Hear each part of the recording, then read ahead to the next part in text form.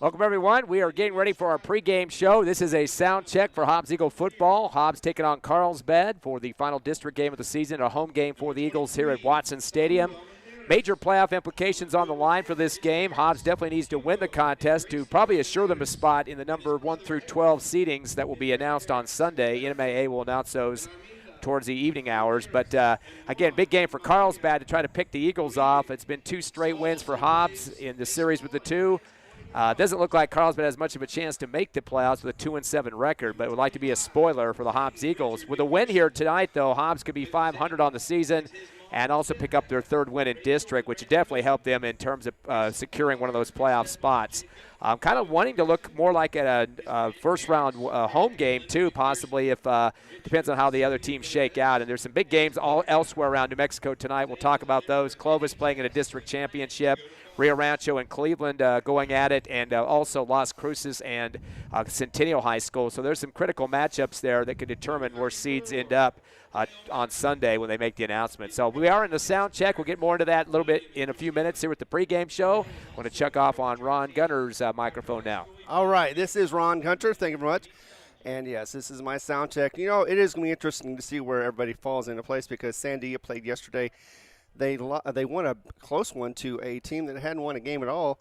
It was 10-6, so I think that's going to shuffle up the seedings a little bit. Hobbs definitely needs to win. I think they're getting to the playoffs either way. I think the thing is that what they're going to look at is the record. 4-6 is not going to look pretty. It's a losing record. They won't be able to get a home advantage because of that. But if they win this one, which I think they will, I think what's going to happen is they may go up to 7, and that means that they're going to be able to host one of their playoffs. Of course, we'll talk about that during pregame, which will be happening momentarily. But right now we're at the Watson Stadium where Hobbs is taking on Carlsbad. We'll be back in a moment. This is the sound check on Cool 95 Points. Well, it's on the Eagle Network.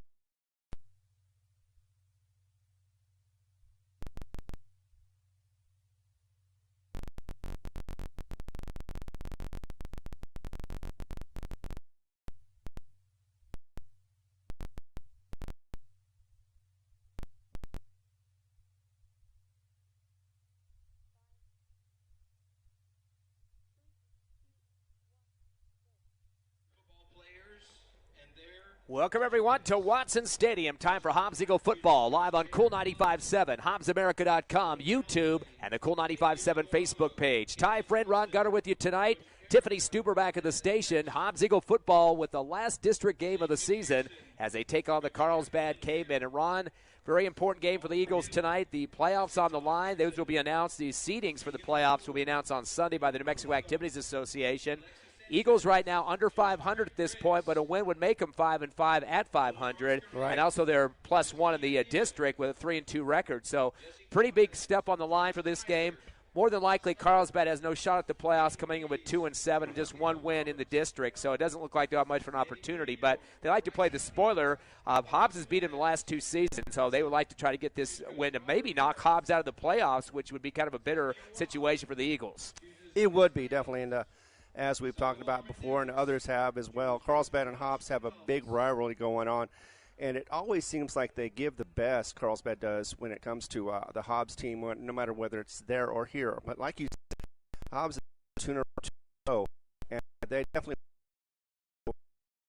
as well as a bad record, for them to get in the playoffs. However, I think they can squeak in. However, they don't want to squeak in. They want to go in strong as they can. They've been outscoring everybody pretty much the last couple of weeks, which is great, even though they've been playing weak teams. But they still have been on a roll. They've been having both offense and defense click on all cylinders. Meanwhile, Carlsbad has been failing on all cylinders as far as offense, defense, and special teams. They just cannot seem to get anything done as far as production. When they do, they get 7 points. Almost the Eagles in black, 5 edges at 109 yards, inside the 200 mark. Actually, the school record is 230. That's when Devin Beard got that against Lovington a few years ago. But Black was all over the place, and, of course, some other guys stepping up, too. Jeremiah Hawkins had 3 catches for 50 yards, and a few other receivers sprinkled in there. But Hobbs going with the predominant passing game in that one. And, again, when you don't have your top running back starting in the backfield, right, you have a lot of opportunities for other guys to come in and run the football. And, heck, there was a total of about 7 guys that had a chance to get a piece of the leather in that game, again, winning by 48. And if you look at those numbers, Gabe Henry, just a sophomore, he's got some good size on him, 9 to the ball game as they started at the 19, now at the 29. And they keep looking at the sideline for their play calls. Carlsbad going to line up 3 receivers right, 1 to the left side as Diaz gets ready for the shotgun. Or correction, Perez. Gets a snap, hands it around the left end to the 30, down to the 32, a spin, 35, breaking a tackle. And that was going to be an 8 to 9 yard pickup. And once again, going to be Mendoza as he'll be shy of the first down. Looks like about a yard and a half or so. They're going to give him 9 on that one. So Mendoza has 2 carries for 10 total and a 2nd down and 1 now from the Carlsbad 38-yard line. I know Hobbs can do a lot of things, but stopping a bulldozer is hard to do, and Mendoza is bulldozing down that line so far early in this game. Carlsbad spreading out with those 3 right receivers, 2 left, shotgun. By himself is Perez in the backfield, the quarterback. 2-step drop, throws it quickly on the out route, but into the turf. He got some pressure coming on him pretty quickly that time. Tries to unload to the far left sideline on the out, but it goes to the turf. Ian Sandoval, who's his leading receiver this season, for the incomplete pass. Yeah, was lucky enough to get it out of his hands because, as you said, 2 defenders were all over him. If that's the case, it would have been about a 5-yard loss roughly. But instead, he was smart enough to be able to get the ball out, be able to get it to where it wasn't going to be intercepted, and save the play for another play. 3rd down and 1 from the 38-yard line. Hobbs Eagle defense got to be stout here. A lot of substitutions coming out on the sideline for Coach Sanders and the Carlsbad Cavemen. Hobbs going to get a late sub in the game as well, taking some advantage of the time they can get one. Zakai Awad checks in, the defensive tackle. 3rd down and 1 now from the 38. Shotgun again. And the handoff coming to the right side, stretching it out, and it looks like he's lost in the backfield, but there's a flag in the backfield as well. Short of the first down and lost about 2 yards on the play. Looks like it might be a blocking penalty. Hold against Carlsbad is what the call is. I'm assuming Hobbs will just decline it and get the ball back because that was about 2 yards behind the line. But here's the thing with Carlsbad. They do not punt the ball. Even with last week against Las Cruces, they didn't punt the ball. So Hobbs is going to go ahead and take that penalty and back him up about 10 yards. Kind of surprised about that because that would have been about a 4th down and 3 if they would have declined that penalty. So I'm not sure what the situation was down there. But still, it's going to be 3rd down and 11, a long distance situation for Carlsbad. So have it back at their own 28-yard line.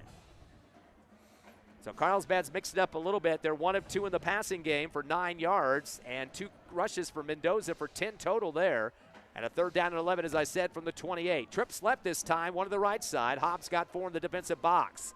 Shotgun, rolling left, looking to pass, stepping up in the pocket, and gets knocked down from behind. The ball's going in the turf. I'm not sure if they're going to say he was down first or what, but he's going to be incomplete regardless on that one, as Perez was not able to make the receivers. 2 of his balls went right in the turf on throws there. So incomplete, they're going to rule that one. 1 for 3 in the passing game. It looks like the Eagles are going to get a punt return out of this first possession. Yeah, it looks like they are going to punt. But, yeah, that was a low pass. Otherwise, Hobbs could have gotten it. There was about 2 in the area of that. But it did hurt the turf before anybody else was able to get their hands on it. Eagles will send 1 back deep to the 40-yard line at their end. It's going to be a long, deep punt, though. Hawkes comes underneath it at the 32, middle of the field, heads left, breaks a tackle near left sideline to the 35, tiptoeing up the sideline to the 40. So gets about a 10-yard return. It looks like we have a Carlsbad injury back at the 30. One of their players flat on his stomach there as he was limping coming up, too. That was Robert Castaneda. And he's a wide receiver for the offense as well, and he's pretty hobbled as he's going to go off by himself. But the referee stopped action. They didn't realize it. I guess he wasn't majorly injured there. It will be Hobbs football, some good field position to get their first possession started from their own 38-yard line. Still 0-0 your score, and we're off the air again.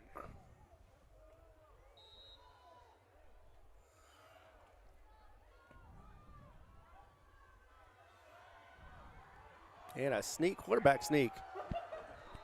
Are we back? 3, 2, 1, go. Welcome back to Watson Stadium. Sorry about the technical difficulties. It's Owen Callaway with the quarterback keeper on the first carry of the ball game for the Eagles for 10 yards. It'll be up at the 48-yard line. Hobbs quickly getting back on the line of scrimmage. A receiver, 2 to the left side, 1 to the right as Callaway waits for the shotgun. 2-step drop. He wants to throw. Looks right on the out route to the first down marker, but off the hands of Hawkes. He was right there at the sticks to try to get the first down, but it zinged off the top of his fingertips. Kind of got his shoulders turned around at the last second there, and the ball was already there, and he didn't have chance to kind of put his hands up there to wrap it down. But that's incomplete for the Eagles, their first pass attempt of the ball game. Yeah, a timing play that just didn't quite get the time right. Otherwise, that would have been a first down like you mentioned. 2nd down and 10 on the hurry-up offense, back of the 48. Twins right, receiver left. Split formation backfield, a quick screen pass to the right side, caught at the 45, 50, 45 of Carlsbad, breaking a tackle to the 40, or actually short of the 40 at the 42-yard line, and that's going to be about an 8-yard pickup for the Eagles. Yeah, and he was brought back by the Cavemen, but almost got the first down, but did not quite. Got about 8, maybe 9, depending on the mark. Looks like 8 going to be given to Justin Black. Of course, he had 190 yards on 5 catches last week. Just about 30 or 40 short of the school record. 3rd down and 2 for the Eagles at the Carlsbad 44. Twins left, receiver right. Waiting for shotgun is Callaway. A high snap, handoff up the middle as Armendariz trying to drag some people with him. He's lucky to get back to line of scrimmage at possibly the 42, 43. No, they're going to say he's back maybe at the 44 here. Forward progress. I don't think they're going to give him anything, maybe maybe at 1/4 of a yard maybe for Armendariz. Yeah, not much at all. Definitely not enough for the first down. 4th down and 2. Big decision for the Eagles. Definitely going to get a hard snap count here to try to get an offside penalty on the Cavemen. They've just got 3 in the box defensively. Hobbs trying to scramble around, move some personnel to decide who's going to go where. Receivers are switching all over the place. Hobbs going to line up 4 receivers on the left side, 1 to the right. Callaway by himself in the backfield, the quarterback, 4th and 2 from the Carlsbad 44. Man in motion right to left, Hawkes. Now it's going to be 5 receivers on the left side. Haven't seen that formation yet. No receivers right. Now a timeout for Coach Stevens. Not sure if there was miscommunication or just trying to see what the defense was going to give him, but timeout nonetheless. 4th and 2 for the Eagles. We'll be back in 30 seconds on the Hobbs Eagle Network.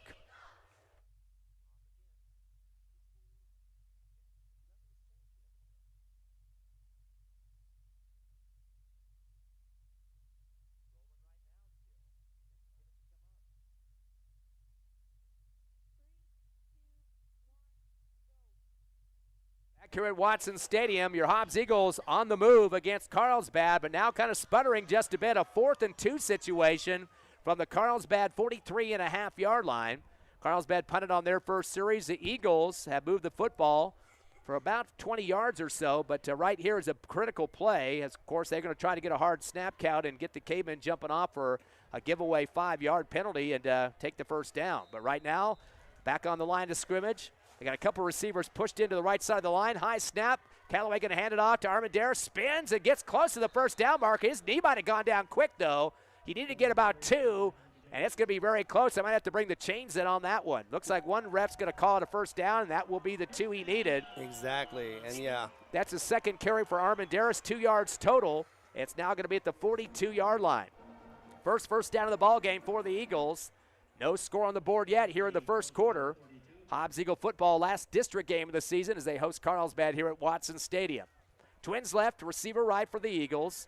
Callaway peeking around his 2 running backs to the sideline to get the play call. Oh, they snapped to his ankle. For some reason, they snapped the football. He wasn't even set yet, and he's going to have to take it down to the turf and to cover it up. But there is a flag on the field, and it is going to be. Looks like they might have had a false start penalty on that one, but Right. the snap was right at the foot of Callaway. He had just pretty much walked up to the line of scrimmage and all of a sudden feels a ball hit him in the ankle. So Hobbs gets their first penalty. Probably better than a fumble, though, on that situation. 1st and 15. Ready for the snap is Callaway behind the 50. He's going to throw the screen left. Dangerous throw as coming back for it is Black, but he's met in the back of the backfield there. Armendariz is actually the man that had the football that time on the throw, but some more yardage lost for the Hobbs Eagles, and they're going in the wrong direction now, Ron. Yes, they are, and it's just 2nd and long, and definitely need to get it in gear if Hobbs wants to get this opening drive for a score. That's going to be about a 5-yard loss there for Jaquez. So this is going to be 2nd down and 20. Back at the 48 of the Hobbs Eagles. They were pushing towards the 40 of Carlsbad just seconds ago, but definitely going in the wrong direction. Shotgun to Callaway. Twins left, making trips now left side. No receivers right. Quick screen to the left to Jaquez, and the ball is thrown low, almost intercepted by Carlsbad. He does make the catch, but it's another 2-yard loss. Some great pressure coming up from the cornerback that time, and a kind of a 2-hand touch on his back by Cruz Ortega, and that was just not going to get much done there. 2-yard loss on that one, too. Yeah, that would have been better off if he hadn't have caught it, but, you know, sometimes you never know what's going to happen until you catch the ball. And Hobbs Eagles are finding out that this Carlsbad team is fired up about this game. 3rd down and 22 for the Eagles. They put him out in motion, Armendariz, to make it Twins right. 2 receivers, now make it trips left. 3-step drop for Callaway out of the shotgun. He's going to let it fly up the left sideline. In wide open and drop to the 15. Right through the hands. Easy catch should have been made by Deshaun Franklin in stride, but it slips through his fingers, and it was right in the meat of his hands that time. He got by his defenders by about 7-8 yards up the left sideline, and that was just kind of like a bread in the basket type of throw there from Owen Callaway. You couldn't put it much better than that. No, you couldn't have. That was about the 15-yard line for the Carlsbad side. And if that would have been caught, of course, it would have been in stride and would have definitely been a nice Eagle touchdown. Eagles 3 for 5 now, make it 1 yard. Now the punt for Hobbs. It's going to take a roll at the 25, past the 20, and Carlsbad just gets the heck out of the way. It is going to be tapped dead at the 15-yard line, and taking care of that for the Eagles was Justin Black. So Hobbs and Carlsbad have both punted once each in this game so far. Still scoreless with 5:08 remaining here in this first. Again, next week, the playoffs. The seedings will be announced on Sunday. Hobbs definitely in contention with the top 12 seeds, possibly. They're 9 ranked in the Max Preps poll right now. Carlsbad at 16. And Clovis even have a chance to get in, too. They're having a district championship game tonight against Los Lunas. Both teams are 3-0 in that district. Automatic berth if you do win your district championship. Of course, the Eagles beat Clovis the first game of the season in a blowout. 1st and 10 for Carlsbad. Shotgun to Perez, going to hand the football off, angled left, dragging people with him to the 20-yard line. As continuing to push it forward was Mendoza. And it looks like he's going to get about 3 yards on that carry. He's got 3 carries for 13 yards so far for the Cavemen. Again, he's the big rusher for this Carlsbad running game, as he came into the contest with 1,079 yards, averaging 119 a game on the ground for the Carlsbad squad. Looks like they gave him 4 on that play, so 1 more. He's got 14 on the ground. 2nd down and 6, shotgun. Perez fakes the handoff, throws a slant route high over the head of his intended receiver, cutting about the 30-yard line at the angle that time, and jumping up as high as he could for it. That play was Ian Sandoval, again the leading receiver on the team. Carlsbad is now 1 for 4 in the passing game for just 9 yards. Yeah, definitely could not get that. Would have got a first down off that reception, looked like. But never mind, it didn't count, so we're going to third down. Ian Sandoval had 4 catches for 61 yards and a touchdown last week, and their loss to Las Cruces catches of 13 and 21 yards. So we can get some good long stuff when needed. As we get back to a third down and 6 now for the Cavemen at the 20.5. Trips right, receiver left. Back to pass Perez, 2-step drop, stays pocket, fires a long flag route to the far left sideline over the head of his receiver again. This one was intended for Castaneda, incomplete, so the touch isn't there yet for Perez, but some pressure getting through that line, though, for the Eagle defense. Yeah, it definitely was. Just wasn't another timed pass. It wasn't timed right. And once again, the Cavemen go and have to go ahead and punt to get back on defense. Yeah, they're definitely not getting much movement on the football now. Both teams are kind of in a stalemate offensively. This will be the second punt of the game if the Carlsbad Cavemen decide to do it. They get a very late sub on the field for the Cavemen, even Leos, just a sophomore too. I'm sure he's going to get some backside chewing. The punt's coming from the 10-yard line.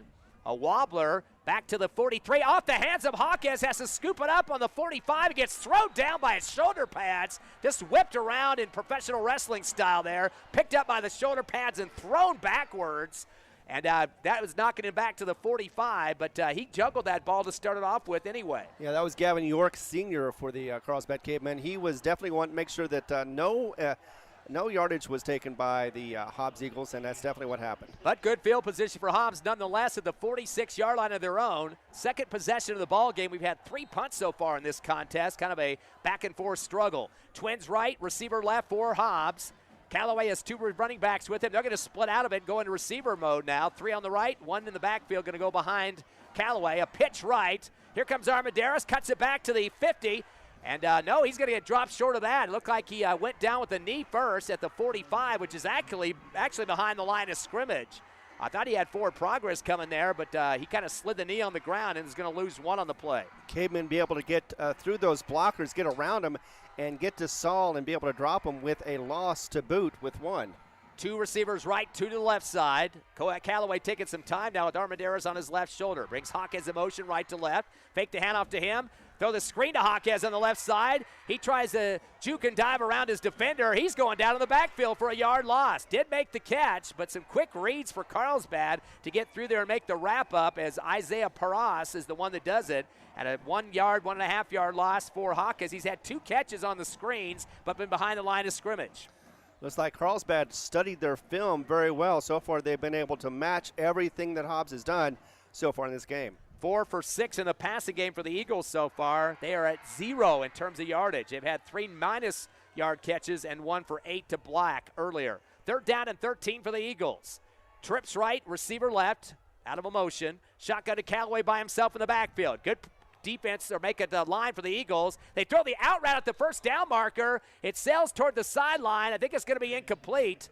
That was Hawkes, but then extended out to the far right sideline and just barely past the first down marker, but it looked like it was overthrown to the sideline of Carlsbad's side. So another incomplete pass for the Eagles, and it's going to be another punt situation. Not a pretty start for either team offensively so far, Ron. No, sir, it is not. Hobbs a little frustrated right now, not sure exactly what they're doing wrong, but it looks like they may still stick around and see if they can get this thing going.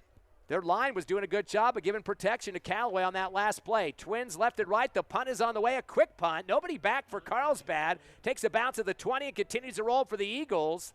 All the way down to the 10 and keeps rolling, and picked up finally for Hobbs with some great coverage down there by Isaiah Rodriguez.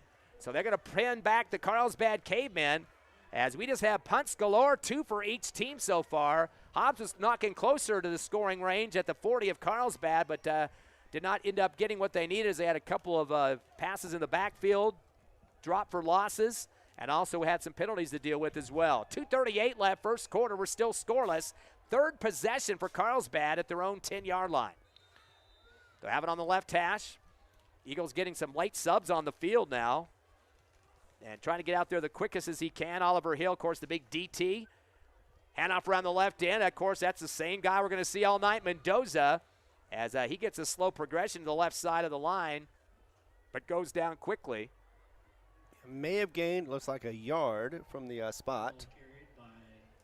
But yeah, definitely going to be one of those that's going to be working it up the middle, trying to see if he can find any holes at all. So far, this time around, he has not. Nice wrap up there for the Eagles by Dale Madsen, and that'll be a 2nd down and 9 now. 1-yard pickup, as you mentioned, for Mendoza. He's got 4 carries for 15 yards. Ball at the 11-yard line. Eagles going to load up the box with 6 men on that line in black and gold. Delay handoff is taken back, and a throw to the left flat, caught at the 20, 25. That will be a 1st down plus 14 yards on that play. And that will move the chains for Carlsbad. As coming out of the backfield that time, looks like that was Sandoval that came up with the play. Carlsbad slowly being able to move its way up the field against this tough defense of Hobbs. 14-yard pickup, 2 for 6 in the passing game for 23 yards. The first down for the Cavemen at their own 25. A little bit of a delay now on the shotgun snap as Perez going to take some time. Gets his running back moving to his left shoulder now in motion. He stops solid. Going to give the ball off finally around the right end. He held it in his gut for just a second. Comes around the 25 down to the 27. And that will be Mendoza coming forward. Not very many yards, mostly lateral stuff that time instead of forward running. So a 1-yard pickup for Mendoza. Has not got a double-digit run yet. 16 total yards on 5 carries, just over 3 a pop. Clock is going to continue to run. That's been gobbled up in this first quarter. 1:30, or make it 1:28 left first. 0-0 your score here at Watson Stadium. Ball now at the 27-yard line. Perez was looking down the field as he had the ball in his running back's gut, making sure that there was nothing opening up. Once he saw that it wasn't, he went ahead and let Mendoza do it. And by that time, the Eagle defense was already on him. 2nd down and 8 from the 27. Back to pass Perez. He's going to tuck it and go around the right end. 30, 35, there's a flag. 40, 45, up the sideline and run out and knock down hard on the Hobbs Eagles side of the field on the right. We got a penalty marker back at the 25, which looks like it's going to be in the holding territory. It usually is. When you got somebody that wide open, you know that somebody was holding, and it's going to come all the way back for the Carlsbad Cavemen. Yep, holding penalty called by the officials. That's a 2nd for 20 yards total for the blue and white. And definitely breaks up a big play. That is out past the 50-yard line. That would have gone for about 23 yards. Definitely 1st down for the Cavemen. They're coming back from the 25, which will back them behind the original line of scrimmage. So Hobbs and Carlsbad just trying to see who's going to make the biggest mistake first here. That was the most exciting play of the game at this point, but comes back on a handkerchief. Exactly, and that's the problem with it sometimes is one little hanky, and you're all the way back and further back than you wanted to be in the first place. 2nd down and 17 now for the Cavemen at their own 17-yard line. Trips left, 2 receivers right, as Perez is in the backfield. The quarterback clapping his hands for the snap, 2-step drop, dumps it in the middle of the field, and drops it short again. That's the 3rd time he's just thrown it into the field turf. Get some pressure as trying to come over on the, looked like a quick slant from the left side for the Cavemen. Richard Hernandez incomplete into the turf. Hobbs getting some good pressure up the middle there, Ron. Exactly, and we knew that they could do that. I mean, this line is fired up and ready. They've been stopping some really good running backs in the past couple of games. Even Rio Rancho, they had trouble, or they did not have trouble stopping that running game either. So they're employing that game, trying to get the Carlsbad Cavemen. They know what the run is for them, and they're just going to try to limit them to the pass. Pressure coming from linebacker Cameron Hernandez that time. 3rd down and 17 at the 16.5, 17-yard line. Perez slapping his hands again. 2-step drop into the shotgun. Backs up all the way to the 5 now. The out route overthrows his receiver. Kind of shot put it over to the left side. And no chance to pull that one down for Ian Sandoval. The touch just not there for Perez. I think he's getting a little bit of happy feet out there with some pressure from the Eagles. Yeah, I mean, there wasn't even anybody near him that time. But on the other hand, if he had that pass completed, the problem was it was behind the line of scrimmage. It probably would have been close to the scrimmage line, the original scrimmage line, but it definitely would not have been a 1st down. Not sure why exactly they thought that short pass would have done anything at all. Yeah, he was going towards his Carlsbad bench to the left side, but the ball just shot put it out there. Here comes the punt. 3rd time of the game for the Cavemen. Hawkes is going to go with the fair catch. Running back to it at the 30. Lost the football on the ground. He gets away from it. One defender, breaks a second, but is hit from behind by 3 more and piled up at the 34. Looked like somebody might have got his face mask that time. His head kind of jerked backwards, but Fisher was right there. Must not have seen that happen there. But once again, Hawkes juggled that football, went behind him. He had his hand waving up for the fair catch, but it was going over his shoulder, so was not really in position to make the catch at that point. Yeah, misjudged the ball, but luckily, though, fast enough to be able to get on top of it and recreate a bit of a gain instead of a loss. And again, not too bad a field position at the 35. Eagles haven't taken advantage yet. 30 seconds left first quarter, still scoreless. Trips right, receiver left. 3 on the front line for Carlsbad. They bring a man in motion. Armendariz to the right side. 4 receivers. He'll get the screen pass at the 32. Heads outside, 35, 40. 45 for the first down and 2 more. 12 yards coming out of the backfield on the screen for the Hobbs Eagles. So that will be Armendariz picking up the big catch there. Yeah, one of the problems that Carlsbad has had, at least the last couple of games that I've seen with them, is the outside defense. They cannot defend on the outside, and Hobbs can do that, especially with Saul. He can move it around and be able to get that sideline run and to confuse that. Did you see the mark on that when they're putting it real close to the first down marker? He did slide forward, but I thought his knee was across the first down. Then he slid maybe an extra yard and a half. But they're bringing the chains out to measure that. I thought at least 11 yards for sure on that one. I know. I thought so too, but it looks like they got him back a little bit for whatever reason. And, yeah, you're right. We'll see if the measurement measures up. Right at the 45-yard line is where we're looking. Looks like it's good. First down by the point of the football, so you got to drop a couple yards off that catch to 10 yards. For Armendariz. That's his second catch for 5 total. He had a -5 earlier. Hobbs now 5 of 8 in the passing game for 10 yards. First and 10 for the Eagles. Their second first down of the contest. Clock down to 23 seconds left. It'll start up again here in the first. 4 receivers left, 1 to the right. By himself is Callaway in the backfield. Hawkes comes in motion right to left. He'll line up as the 5th receiver. We've seen that a couple of times in this ball game. He's going to change the play call here on the audible as he stepped up the line. Now we got a flag coming and a procedure call as the umpire called it with 7 seconds left on the field clock. I think they said that the center picked the ball up a little bit, and you're not allowed to do that. It has to stay on the turf. True. I see the umpire moving his hand up and down like a pump, and that's not a good sign for the Eagles. Second penalty, 10 total of yards right now. That was a 5-yarder. And that'll back him up to the 40, make it a first down and 15. There we go again. Backwards real estate, Ron. I know. But it looked like Saul Armendariz stepped out on that last play. That's the reason why he didn't get as far as we thought it did. But the clock did stop at 23 seconds, so at least that continued to give him a little more time. Second down, make it first down and 15. Shotgun, quick screen to the left side. A high throw, could have been intercepted. Jumping as high as he could get up on the ladder that time was Justin Black, and dangerously in the area, 2 yards behind the line of scrimmage on the left side near the left sideline. Jumping up in the air, getting an opportunity at it was Cruz Ortega, the cornerback, and boy, the Eagles dodge a bullet on that one on the potential INT. Yeah, that would have been a bad look for Black if he would have been knocked on his back because he was defenseless at that point. Yeah, Black on his back, right? Right. Second down and 15. The handoff up the middle. Armendariz breaking tackles and sliding all the way to the 49. So he gets back some of the penalty yards and then some. 9 yards for Armendariz. That's his best carry of the night. He's had 4 carries now for 10 yards total. And now making a second down and 6 for the Eagles. Get close to that halfway point at the 48.5-yard line. That's the end of the first quarter, so that clock just continued to run and run. A lot of punts, not much action going offensively, but the Hobbs Eagles on a drive here. We'll take a quick break. 0-0 your score. Hobbs and Carlsbad here at Watson Stadium, back in 60.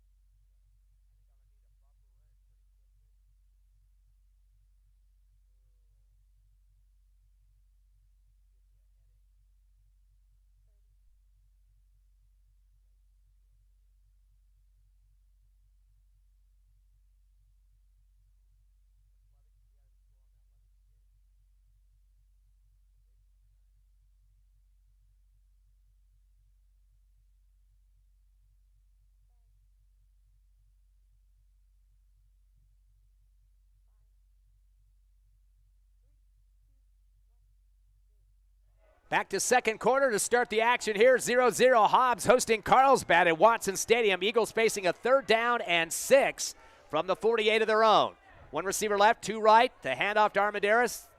And heads up the middle, 45-40 of Carlsbad. Has a man on his back and continues to power forward. He'll get the first down for the Eagles. Looks like he's got 17 yards to move the chains. Yeah, and he carried that Carlsbad Cavemen at least 6 or 7 yards to make sure that he got that first down. 5 carries for 27 yards, the biggest of the game now, 17 there for Armendariz. The third first down for the Eagles at the Carlsbad 35, middle of the field.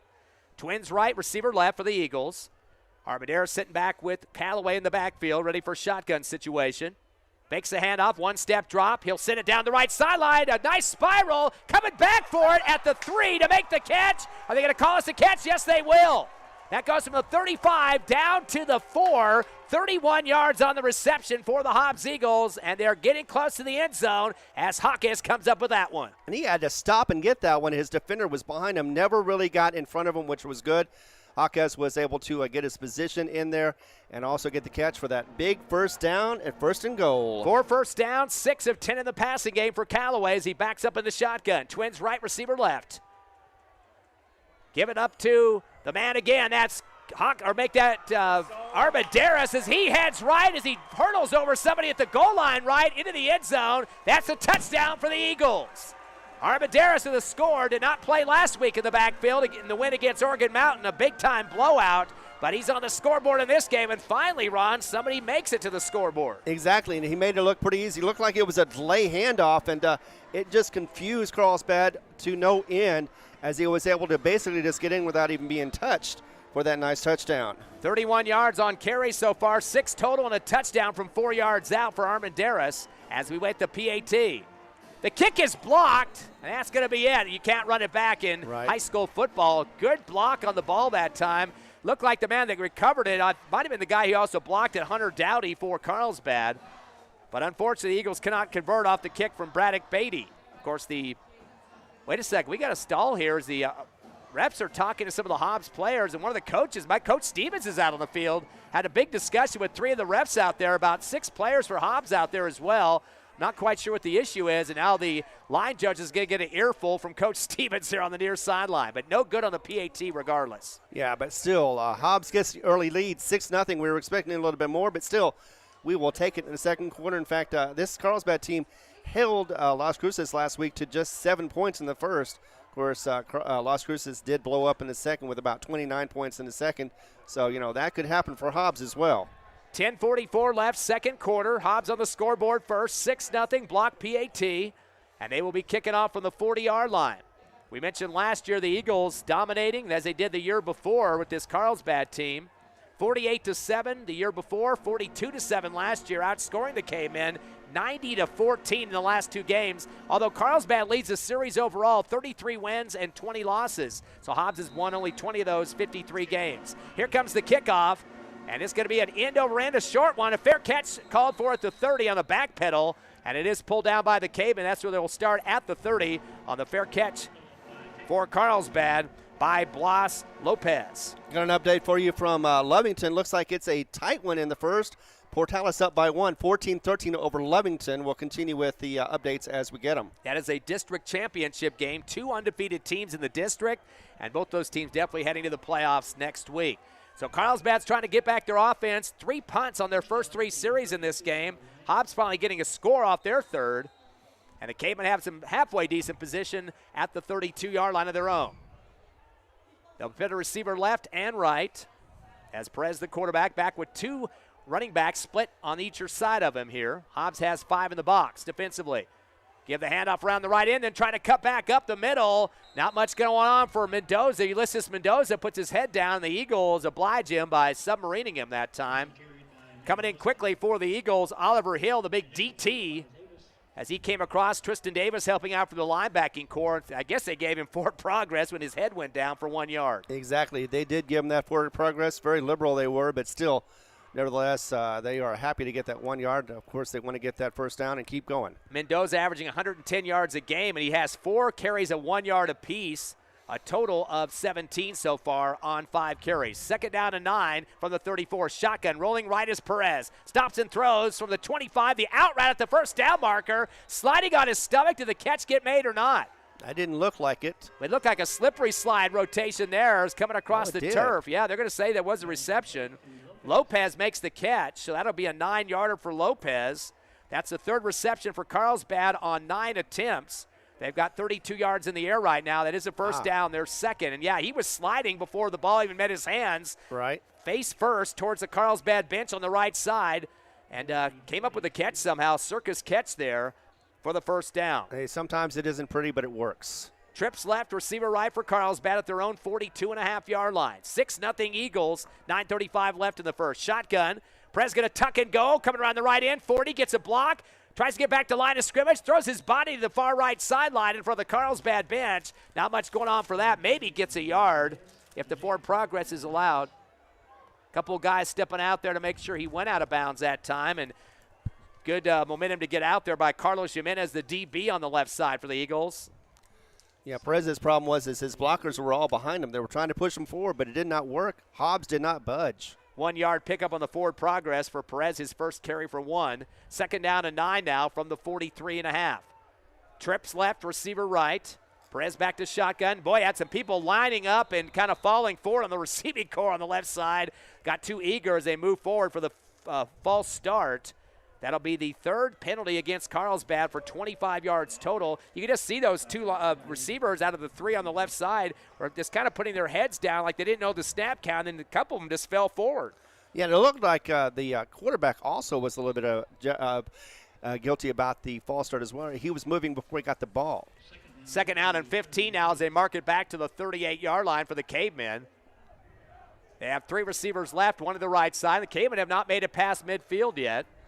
Waiting for the shotgun to Perez. 3-step drop back to the 30. Dump to the line of scrimmage. A catch is made. Mendoza cutting up the field right side. Outside the hash marks. And he gets dove down quickly. Gets back some of the penalty yardage and more. Looks like he's going to get about 13 on the play as he stopped at the 48-yard line. Make it the 49. Kenyon Johnson was one of the many that were in that play that stopped that from becoming a first down. Carlsbad now 4 of 10 in the passing game. They've had 4 different receivers for 45 yards total in receptions. Third down and 3 now for Carlsbad, again at their own 49. 8:48 left, second quarter, 6-0 Hobbs. Trips left, receiver right. Perez with one man with him in the backfield. 2-step drop, throws the out route, a comeback as well. And that was at the first down marker, but I'm not sure if he got the ball established across the first down marker there or not. No, he didn't, because when he turned around, then he made his football move, although it looks like they're going to give him a forward progress on that. He did catch it beyond the line, but then he came back and then was caught behind the line. However, they did give him the forward progress. Yep, he gets 3, does Castaneda. That's 2 catches for 12 yards. Now 5 of 11 in the passing game. And a 1st and 10 from the Eagle 48. Third first down for the Cavemen. Hobbs had 4 on their prior series. Trips left, receiver right. 2 in the backfield, stacked up. The option to the right side, coming around the end. Mendoza 45, 40, 35, up to the 32-yard line. A big run for him. He's going to get about 17, it looks like. Yes. And that will move the chains again. That's the biggest run for Mendoza here in the first half. 4th first down. He's got, looks like 34 yards on the ground on a total of 7 carries. And that gets him into Eagle territory. I think that's one of the first times they've had the ball this deep in Eagles territory. Ball marked to the 32 on the right hash. 1st and 10 for the Cavemen. Again, trips left, 1 receiver right.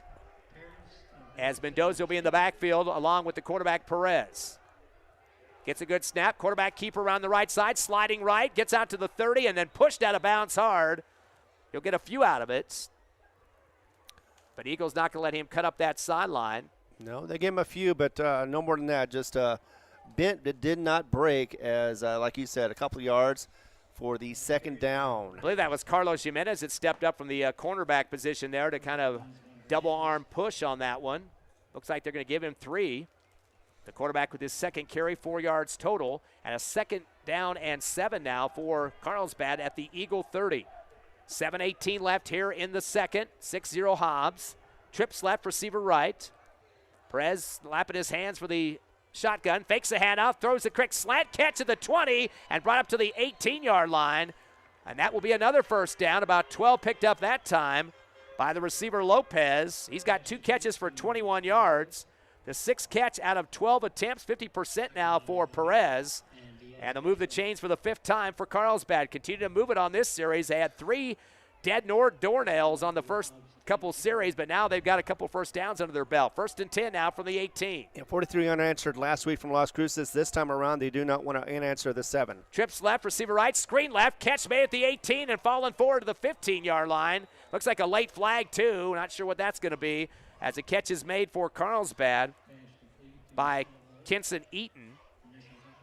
We'll wait to see what the flag's all about here. Correction, that was Richard Hernandez coming for the catch. Holding penalty, so erase the whole pass play there. And that will be the 4th penalty for Carlsbad. They've got 35 yards of handkerchief so far. And that really killed a halfway decent play, about a 4-yard pickup that time. But this is going to be a whole bunch of yards going back. And that will make it 19 that they have to get on a first down look here. All the way behind the 25. Looks like they're actually marking it at the 28-yard line. Still in Hobbs Eagle territory, though. They got 3 receivers bunched up near the line of scrimmage right and one to the left side in front of the Hobbs Eagle sideline. Shotgun, fake the pitch right, roll left. Perez wants to throw on the move and throws the out route to the 20. Going to be a short pickup. See if they're going to say he was in bounds when he made it. Looks like about 8 on that catch. Lopez comes up with the 8-yarder. That'll be his 3rd catch. He's got a total of 29 yards, leading the Cavemen in the receiving corps. They're now 7 of 13 in the passing game. 2nd down at about a yard, or 11 and a half now for Carlsbad on the left hash at the Eagle 20-and-a-half-yard line. 6:27, clock stop as he did get out of bounds. Trips right, receiver left here in the 2nd quarter. Prez with a long snap count, back of the 25, brings a man in motion right to left. Back to pass, 4-step drop, steps up in the pocket. Perez going to fire to the right corner near the end zone. Goal line, leaping catch. Are they going to count this one or not? Yes. It looks like it is for 21 yards and a touchdown. And was on the money right there. Just got the corner of the end zone. That's all he needed as Carlsbad has come back and tied the game at 6. Waiting to see who that was out there. It looked like it was, let's see. He got swallowed up by about 5 guys once he made the catch. And it was Robert Castaneda. So Castaneda with the 21-yard reception puts the Carlsbad Cavemen tied up here, pending a PAT. Of course, the Eagles were blocked earlier, unfortunately. Now it's going to be attempting the kick, Lennon Ananes. Long delay. No, they're going to fake it and move up the middle with it. The kicker would just stand back there, kind of look like he's getting ready to kick it up. They say he make it or not? No indication. No good. No. He was at the goal line, so it was a quick snap. Didn't see who got the football. It was way up front that time. And it looked like not their normal people that got it. That number 33 was the man that got the quick snap at the line of scrimmage, Blas Lopez, but he could not punch it through. So we are going to stay tied at 6 after that 21-yard pass reception for Carlsbad. 6-6 your score, 6:16 left here in the 2nd quarter, a bunch of 6s. We'll be back in 30 seconds live on the Hobbs Eagle Network.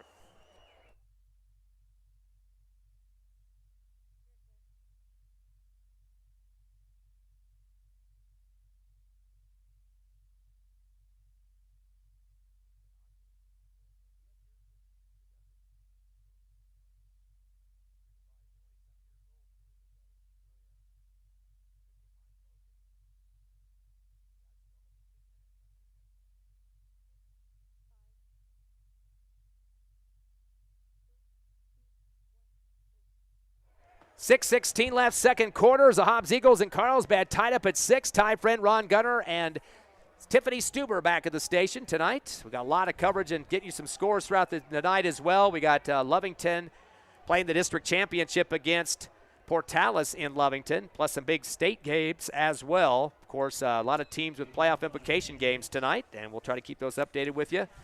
Carlsbad going to kick off from the 40 and end over end. Going to sail back to the 20. It's caught for Black with the starburst. Hands it off on the right side to Hawkes. 25 near side. 30, 35, 40, 45, 50, and drug out of bounds finally. 30-yard return after the starburst. Black made the catch, handed off at the 20, and Hawkes gets the Eagles in excellent field position and gets the crowd stirred up in this one, Ron. Exactly. Not only did he get into Cavemen territory, but he also made up for those couple of drops that he had for the punts earlier in this game. So Hobbs at midfield, actually going to mark it in Carlsbad territory. I guess he did a couple tiptoes at the end at the 48-yard line. So he got 32 on the return. In Carlsbad territory, 1st and 10 for the Eagles, tied at 6. Twins right, receiver left. Callaway gets the shotgun, one-step drop, pump fake. He wants to throw, rolls right to the 50, tucks and goes, and angles out of bounds at the 45. He'll get 3 on that one, and no receivers getting open. Double team coverage for one receiver up the near right sideline, and no chance to come back to make help on that one. And that guy that was going out was Gabe Henry, but he got caught between 2 defenders and not getting any distance between them. So having to tuck and go was Callaway. Yeah, and he made the most of what he could not get. He was looking down the field, like you said, just could not find anybody open, and tried to hoof it up and just got 3, but still, good play. That's his second carry for 13 yards for Callaway. 2nd down and 7 for the Eagles at the 45 of the Cavemen. Twins right, receiver left. Callaway back at shot. Brings a man in motion from right to left. That is Deshaun Franklin. Handoff to Armendariz to the right side. He gets to the line of scrimmage. I don't think much more than that as the blue and white get on his legs low and plow him down. His initial hit for Carlsbad by Braden Pearson. No gain on the play. It looked like he was running into a white wall right there. There was so many cavemen there that he was not able to advance the ball any at all. 7 carries for 31 yards for Armendariz and a 4-yard touchdown, the only one the Eagles have scored yet in this game.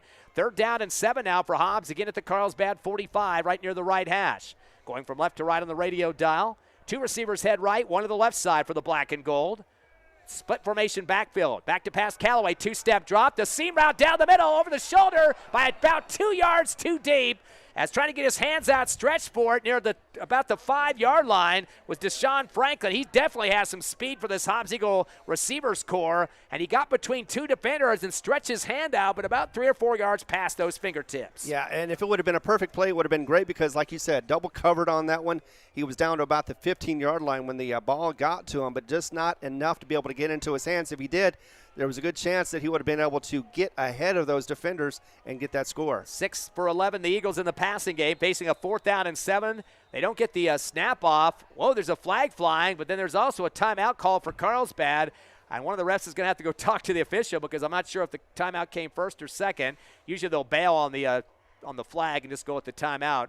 Cavemen were the receiving team on this situation here, so I guess their coach Sanders wants to just try to get set up to say how they're going to get this thing returned, and they were going to make sure that there's no trick stuff here. Right. 5:22 left in the first half. You catch somebody sleeping, and that might be the difference in the ball game with such a close game so far. Exactly, and just like the last time, there was a pooch kick that was happening from the quarterback. They got him down to the 10-yard line. They did not want to have that 10 or less. They didn't want to be deep in their own end zone. So instead of trying to figure out what Hobbs was going to do, they go ahead and burn a timeout. And I think that's the best call, especially since we're about near the end of the half. Now, the problem with being so deep into your opponent's field at this point, if you try to punt from you probably go back to about the 47 of Hobbs to get the punt off, you got to get a real high punt because if it goes in the end zone, it's automatic touchback. It's just back to the 20-yard line. So that's kind of a wasted situation there. So I think that's a discussion Coach Stevens going to have right now. If you're going to punt the football, you got to keep that thing up in the air and get your coverage team down there to get it pinned, like you said, deep as possible. So Carlsbad has to dig out of a hole. 4th down and 7 from the Carlsbad 45. Eagles are not going to put their punt unit in there. Looks like Callaway, but he can punt. He is one of their punters. So now he's backing up, so he might be kicking the football. Yep, he will. From the 50-yard line, but they stop it before he gets loose with it. There's a flag in the backfield. They're pointing towards Hobbs. Might have been some movement on the line of scrimmage. Yep, false start. So I don't know how much hurt that does for him. It gives you a little bit more room to punt, though. It doesn't really hurt him at all, but still, it kind of gives away the surprise as far as what Hobbs was willing to do at that point. Yeah, if they would have done a trick play there, definitely it's not going to work this time. It now makes it a 4th down and 11 at the 50-yard line. That's the 3rd penalty for 15 total yards for Hobbs. This would be their 3rd punt of the game. Now the full punt unit is out on the field. They had Callaway in there who can punt, but making a big change up here. Give you a quick update in Melrose. It is 40-0. Tatum is being stomped right now by the 9-1 Melrose. Yep, the Buffaloes, who they've already played once this season in Tatum. Hobbs trying to get everybody set up here, bring them out in motion from left to right. Good snap. The punt's going to be away from about the 40-yard line, and it will be a high one. Beatty's the one that kicks it down to the 15. Eagles will track it down at the 12-yard line, so some good coverage there. getting the heck out of the way that time for Carlsbad. Didn't want to have nothing to do with it. Now on that near left sideline was Ian Sandoval. He's one of their receivers. But Hobbs is able to pin back the Cavemen, so maybe that penalty kind of helped out a little bit, gave a little bit more breathing room for Beatty to angle it over there to the left hash. Yeah, but for some reason the clock is running as we are changing possession. But I don't know what that's about. You're correct. We're not in mercy rule. A 6-6 ball game. I don't think the officials have realized it yet. Somebody's got to bring it to their attention, and nobody looking back at the scoreboard. And that's the one thing. There is just one scoreboard at the one end of the field at the south side, so the ones on the field can't see what's going on here. It's still ticking. Right, it is. We're down to 4:30. We're almost about 45 seconds into this, and nobody has caught it just yet. And they're still getting a football in from the Carlsbad sideline. We're down to 4:20. It still continues to tick. Nobody noticing it from both sidelines at this point except two loudmouth announcers up in the press box, Ron. No, well, we don't count apparently. Handoff's going to come in the backfield and met Mendoza hard. No chance to move that one to the line of scrimmage. Is getting in there quickly and putting a slam down there. Kenyon Jackson looked like. Yeah, Kenyon Johnson. Oh, Johnson, Yep. Yes, definitely. Yeah, he definitely likes to use his body and push it around when he wants to. Johnson, a defensive end, of course, and drops Mendoza for a 2-yard game and brings up a 2nd down and 12 now, back at the 10-yard line. Twins right, receivers to the left as well for Carlsbad. Shotgun coming to Perez, snaps the hands, fakes the handoff, throws the slant route. It's intercepted at the 12 and brought down at the 12 as he tries to get to the left sideline. Interception, by Gustavo Diaz Castro. The ball hit him hard near the numbers, bounced a little bit, then caught it in the air and able to pick it off. And the Eagles are in the red zone on a defensive INT. And that's what's going to fire up the Hobbs Eagles, especially since, they were struggling a little bit in the first quarter. They're definitely back into it now. And with this very short field, they're definitely going to make Carlsbad once again pay for that mistake that they made. So they're going to be at about the 11, make it the 12-yard line. The Eagles going in here, tied at 6 with 3:28 left in the half. Twins right, receiver left. Shotgun, Kyle Lowe throws a screen to the right side to Hawkins. 10, 5, touchdown. Got a beautiful screen on the near right sideline. That will be for 13 yards. Critical block that time by Deshaun Franklin, and sets up that touchdown for his teammate from behind. Exactly, and it was perfectly thrown as well. Just caught Carlsbad off guard apparently because they weren't in the position they wanted to be defensively. Hawkins just goes ahead and runs it in without even being touched. 6 points once again for the Hobbs Eagles. And Hawkins now has 4 catches for 41 yards and a touchdown now. 2 double-digit catches here in the second quarter for 31 and 13.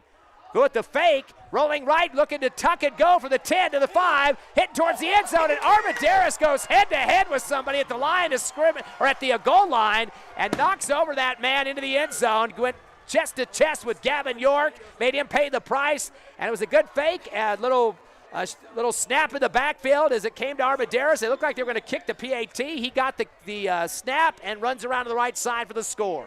Faked me out as well, but yeah, definitely a nice touch for that, a nice cherry on top for that score to make it 14-6, 8-point lead for the Hobbs Eagles. Yeah, critical one to get back up to a full situation there for Carlsbad to have to get a touchdown and a 2-point conversion. 3:23 remaining in the second, 14-6 Eagles. Back in half a minute, live on HobbsAmerica.com, YouTube, and the Cool 95.7 Facebook page.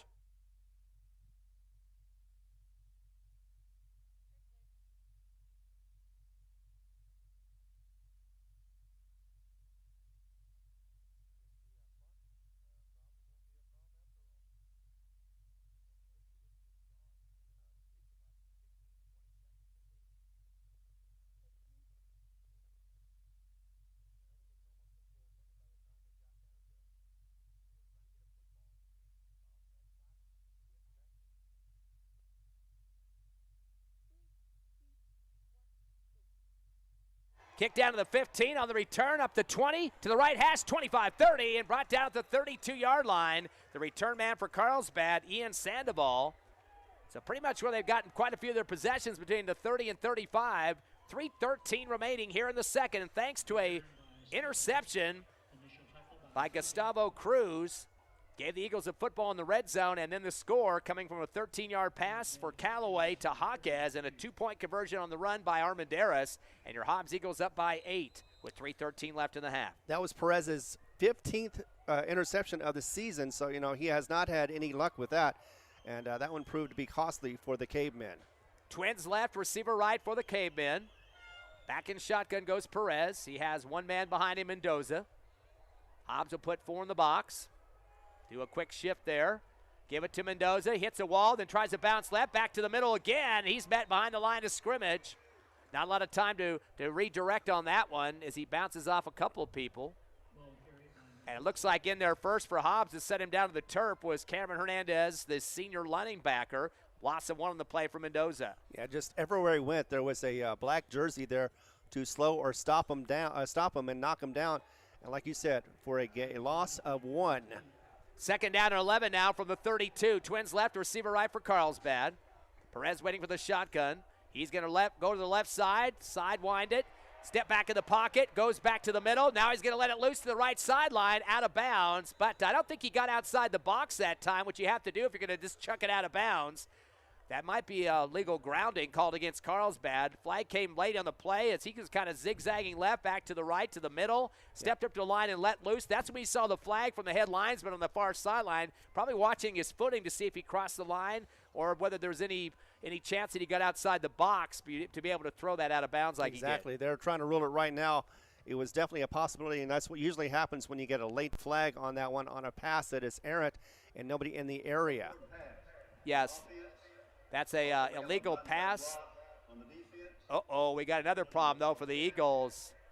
Blindside block. We had somebody from Hobbs hitting somebody that wasn't aware and not getting those hands out to kind of brace the hit. So that's going to cancel those 2 penalties and reset a 2nd and 11. So Hobbs kind of bailed out Carlsbad on that one. Yep. But it's kind of hard to make decisions when a quarterback is scampering and then all of a sudden stops at the line of scrimmage, thinking he's going to run it, and then stops and tries to throw, and then you got people trying to block and tackle and getting in confusion mode there. So now it's just going to erase the penalties. And, boy, we got some big arguing going over there at the Carlsbad sideline. Coach Sanders out on the field, and the Whitecap has got to calm him down. Well, they always want to get a forward progress on anything they do. But, yeah, Perez ended up getting away from 2 tackles or sacks before he got rid of that ball. Yeah, but I don't think he wanted to pass it either. He was tucking it and getting ready to go up the middle and then stopped and threw. Nobody was over there on the right flat, but that was why it was an illegal pass. Second down and 11 now from the 32. Shotgun, Perez. Does a quick screen to the right side. A dangerous throw. Caught and brought across the 30, but that's behind the line of scrimmage. That's going to be a 2-yard loss. Right. Just never opened up for him. They thought it would be on the right side, be able to get it at least some yardage up the middle or up the side like they've had in the past. But Hobbs there to quickly defend it and forced him out of bounds. Yeah, Castaneda did a quick sprint to the sideline, but didn't get any forward on that one, and I think he just didn't want to get hit. So now it's going to be a 3rd down and 14 back at the 29-yard line. Carlsbad started to go in the reverse mode like Hobbs was suffering from just a few minutes ago before they got that interception. And there's still plenty of time on this clock for another score if Hobbs gets the ball back. Perez back in shotgun, trips left, receiver right. Looking both sides of his receiving core now to see who's getting ready to go on their pattern. He's going to send it out to the left side, spiral to the sideline, over the shoulder, just past the 50-yard line, but over the outstretched arms of the intended receiver who was waiting for it, but he was facing the Hobbs sideline. Kind of a tough catch to make when you got guys yelling at you in black and gold. Ian Sandoval incomplete on that one. He got a good job of turning the defender to the inside of the field as he headed to the out, and the ball comes over the top, but he had not much space on that sideline. Would have been about a 25-yard pass. Would have definitely been a good one for Carlsbad, but like you said, dropped the ball and wasn't able to make it. Going to bring up a 4th down and 14 now. Punt situation for Carlsbad. This will be their 4th of the ball game, and it punted from the 19-yard line. A high one caught at the 35, fumbled by Jaquez, scoops it up back at the 30, and he's going to get thrown down hard. That's about the 3rd one that he has bobbled on the punt. He slams his fist into his chest after that, says, "My fault, coach," and he's going to get some words about calming down and making sure you get yourself in position before you take off with the run there. Exactly. Always get the ball before you start running without the ball. But on the other hand, sometimes I've seen it where you do that, you confuse the defense. They think they're going to get an easy ball. They run past you, and instead you make a big gain. So they're going to get it at the close to the 30-yard line on the right hash. 2:10 left in the half. Your Eagles up 14-6. Pair of receivers, 2 to the left and the right. Back in shotgun is Callaway. And right to his right side is Armendariz. 3 in the front box for Carlsbad D. Handoff to Armendariz in the left end. Extends it long to the 30, left side. But gets his knees taken out at the line of scrimmage. Lateral running, didn't get it forward. And Carlsbad takes apart both left and right knee. As coming over to help out on that one. Daly put a nice shot on him that time. For Carlsbad, Cruz Ortega, the cornerback on that right side. No gain on the play. Luckily, Armendariz gets back to line of scrimmage. Defense saw what was going on, knew that he was going to roll out, and just was there to stop him from gaining any yards. Of course, he did score a 4-yard touchdown run earlier in this ball game. 2nd down and 10. Trips right, 2 receivers left. Shotgun to Callaway behind him that time. Throws a screen in the middle of the field and caught just at the line of scrimmage, or maybe even behind it. But falling forward was Jaquez. I think he's just back to the line on that one. At best, he got a half a yard, but yes, you're right. At the very least, it's 3rd and 10. Good thing about the Eagles, though, they're holding on to the football. That's kind of a tough place to be. Near the center is where he caught it, where the ball was snapped, and they kind of waited for it and trying to get in stride there, but was met quickly. So 3rd down and 10, no gain on the play. Hobbs is 8 of 13 in the passing game. 1 minute to go in this half. Yep, definitely going to be hopefully another chance for some more plays after a 1st down here. Trips right, receiver left, shotgun, low one to Callaway, steps up pocket, has pressure from behind, and gets knocked forward, but he's going to go down behind the line of scrimmage, about a 1 to 2 yard loss. And meeting him with the bear hug from behind that time for the Cavemen defense was Hunter Dowdy. And that'll be a 2-yard loss for Callaway. He had a little bit of time to throw, but then tried to step up in the pocket, and the receivers were covered up. Just, I think Hobbs kind of misplayed some of those on that one. They were trying to get a score really quickly, but instead just could not get any yardage. Carlsbad played them perfectly, I think, and that is something that's going to be talked about in the half. This is going to be the 3rd punt of the game for the Eagles. There is a timeout on the field. We're going to keep it right here. And, Ron, you want to give us our sponsors of Hobbs Eagle football this season? Absolutely, I do. And, you know, it's going to be Divine Energy. Here it is. Divine Energy, Eastern Mexico University, Forest Tire, A-Tech Air Conditioning and Heating, First American Bank of Hobbs, NMR Pipeline, Lee County State Bank, Divine Energy Services, along with Lasco Construction and TDS. Thank you very much for being our sponsors. Of course, hopefully we'll add another game next week with the Eagles in the playoffs. Of course, they'll announce that on Sunday. The NMAA will take care of that, the 12 seeds that go. We're going to be following some games here coming up at halftime. We got Clovis taking on Los Lunas for a district championship. Clovis wins that one. They automatically get a berth in the playoffs, although they're ranked down about 13th right now in the Max Preps poll, so that's going to be a big jump for them if they can get the win. Las Cruces High taking on Centennial for a district championship. Both those teams are undefeated in district. Also, Rio Rancho and Cleveland, number 1 and number 8 in the Max Preps poll, going for a district championship. So lots of important games that decide the seedings this coming weekend. Hobbs is going to punt, 4th down and 12. Couple of claps of the hand, and the punt is away. Beatty's going to get rid of it. Nice spiral. Caught at the 40, across the 50. Into Hobbs Eagle territory, 45, 40, near sideline, 35, 30, 25, and out of bounds at the 25-yard line. Carlsbad putting himself in good position to get a chance to score before halftime. Not very good punt coverage for the Hobbs Eagles that time, and Carlsbad a little bit excited on that sideline as they could taste a chance to possibly even to tie this game up at the half. Punter had to knock him out of bounds. It looked a little lackadaisical as far as the kick. They just wanted to get the possession back over to Carlsbad to be able to run out the clock. But instead, Carlsbad went ahead and said, you know what, we're going to run this and see what we can make of it. We still have about 30 seconds left to go, and that's exactly what they did. They got good field position off of that punt. They'll be at the 24-yard line on the left hash of the Cavemen in Hobbs Eagle territory. 3 receivers head right, 1 on the left side for the blue and white. And by himself in the backfield is Perez, so definitely going to be a passing situation for the Cavemen with 29 seconds left in the first half. Hobbs up 14-6 over the Cavemen. Back to pass, he'll let it loose far on the right corner over the top, and a one-handed tip for a catch near the goal line. And that was a pass thrown pretty hard that time, a lofter to Robert Castaneda, incomplete. Castaneda went down on his knee afterwards. He might have stretched his back out a little bit there as he's kind of hunched over right now. He's going to the sideline, looks like possibly holding his left hip, and might have just kind of pulled his back when he was trying to go up for that ball, although it was overthrown a bit. It looked like he was also playing with injuries last week as well, so this could be something, this could be nothing, but either way, he was mad on himself for not catching the ball, and now he's just dealing with some injury. Carlsbad 8 of 17 in the passing game. 2nd down and 10 from the Eagle 24. 3 receivers headed to the right again, 1 to the left side. And now looking to the sideline is Perez, over to his head coach there for the last chance to get the play call in, Cale Sanders. Clock didn't even move at all on that one. Now it's ticking to 25, and why is that on an incomplete pass? Why did the clock go down to 3 seconds? Because they didn't go. It was still at 29 seconds when the play started. It was 29. So they fixed that one. There's been some confusion on the clock tonight for sure. We had the clock running for about 25 seconds earlier when teams were changing possession. Shotgun back to pass. Perez from the 30. Throws the out route, but his receiver was going down the sideline about 10 yards straight forward. And the ball lofts out of bounds at the 18 to nobody but Ghosts, or possibly the Carlsbad sideline far right. Incomplete, so miscommunication on the pattern that time for his far right receiver. Well, that worked out because Hobbs had him double covered, and definitely could have been an interception if he would have thrown it in that area. 3rd down and 10 from the 24. That will stop the clock, give a little bit more time for Coach Sanders to talk to his troops here. Down to 19 seconds left here in the second before halftime. We have a big halftime show coming up. It's senior night here at Watson Stadium. As 3 receivers go right, 1 to the left. Perez waits for that shotgun, gets it, rolls right. He's got flood receivers, 3 to the right side, still running to the far side, throwing it before he gets hammered hard, and he gets pulled down from behind. It might be a face mask. A couple Carlsbad coaches over there showing the face mask signal to the white cap ref.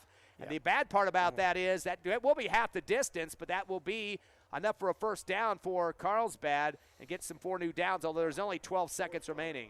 Yeah, Andrew Torres was the one that brought him down, but unfortunately, like you said, may have gotten his face mask. Either way, it's going to be penalized, and Carlsbad is going to have another opportunity to get something going before the half ends. Now, that's half the distance. It was at the 24, so that will actually be a 12-yard penalty when it's all said and done, since it was inside the 30.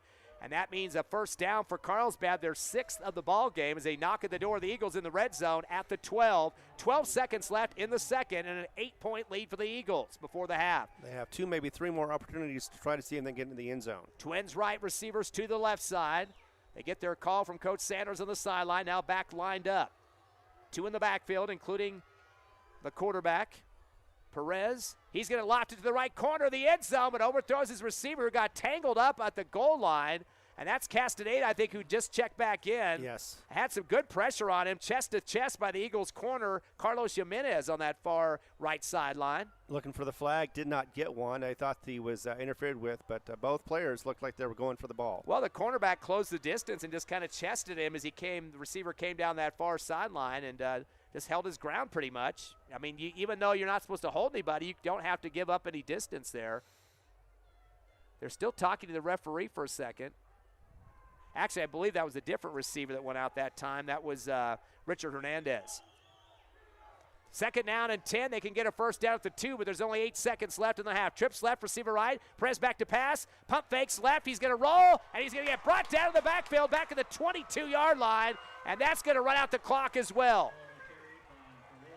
Yes, indeed, and Hobbs is happy for that one as well, as that looked like it was Andre Torres once again getting a piece of the quarterback and bringing him down. There is 2 seconds left. Yeah, they got the timeout. Yes, they did. That's going to be a loss of 10 yards for the quarterback for Perez. And they'll have one last shot at the end zone, though, on a 3rd down. They're going to have to get it to the end zone because they're going to be at the 23-yard line. 2 seconds left in the half, and that's a good decision over there. Coach Sanders is watching the clock closely, was able to get the timeout before it expired on the clock. Yeah, and either you want to get a defensive penalty to extend it to one more play, or you want to go ahead and get into the end zone for a score. That's the only thing that Carlsbad can do. Otherwise, it's just going to be the end of the half, and they're going to go in with a down 14-6 to the Hobbs Eagles. Of course, Hobbs getting some point production in this game so far. Started off with a score in the second quarter. This quarter, Armendariz had a 4-yard touchdown run. Castaneda returned with a 21-yard pass for Carlsbad. 6-6 the score. Hobbs then gets an interception that leads to a Hawkes 13-yard pass. Carlsbad football, 3rd down from the 23-yard line. They can get a first at the 2, so they need to get 18 yards on this one. Trips left, receiver right. Perez with a quick throw to the right flat. Caught at the 20 by Castaneda. 15, 10, and drug out of bounds after that. The horn sounds. That will be the end of the first half, and looks like he's going to finish with 10 yards on that play, but that is the end of the first half. So pretty much a tug and affair going back and forth between these two teams. Hobbs does get the lead, 14-6, up by 8 here at the halftime break. The senior marching band show coming up next here, senior night at Watson Stadium. We're going to take a 3.5-minute break and come back, get you some stats and some scores from around New Mexico. You're listening live to Hobbs Eagle Football on the Hobbs Eagle Network.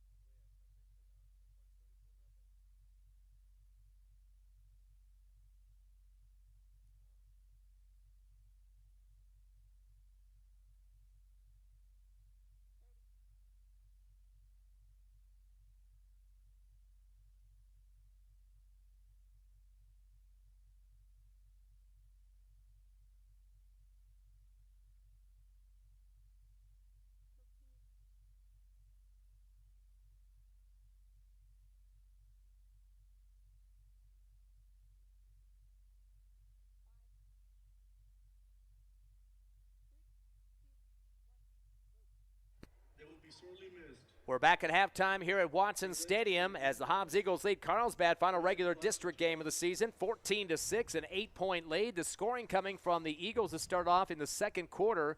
Hector Armendariz gets a 4-yard run for a touchdown and a 10:44 mark in that second quarter. Carlsbad returns the favor with a 21-yard pass from Perez to Castaneda with a 6:16 mark of the second to make it 6-6. Both teams not getting their PATs on their first scoring drives. And then the Hobbs Eagles, after an interception by Gustavo Diaz, get a 13-yard pass from Callaway to Jaquez at the 3:23 mark of the second to make it 14-6. Also coming after a 2-point conversion by Armendariz on the run to the right side. So Hobbs up 14-6 at the half. Let's take a look at the numbers in the first half in terms of individual stats. Mendoza, Ulysses Mendoza for Carlsbad, 9 carries for 31 yards. He had a long of 17, but lots of single-digit runs. In fact, he had 4 runs of just 1 yard apiece and 2 -2 and -1 and a couple other ones. So Hobbs really shutting him down quite a bit. He's over 100 yards rushing a game this season. Perez, the quarterback, 3 carries for -6. He was brought down in the backfield for -10 late in the second quarter. So running game not going too well for Carlsbad. Just 25 yards on the ground on 12 carries so far. That's just over 2 yards a pop. For the passing department so far for Carlsbad, they have got a total of 4 receivers in action for the Cavemen. Castaneda's had 5 catches for 41 yards. He had 1 for 21 yards for the touchdown, the only one of the ball game. Lopez had 3 catches for 29 yards, a long of 12. Mendoza caught 1 for 13, and Sandoval caught 1 for 14. So 4 receivers in the action there. 10 for 21 in the passing game for 97 yards for Perez. That's a total of 122 yards of total offense in the first half for the Cavemen.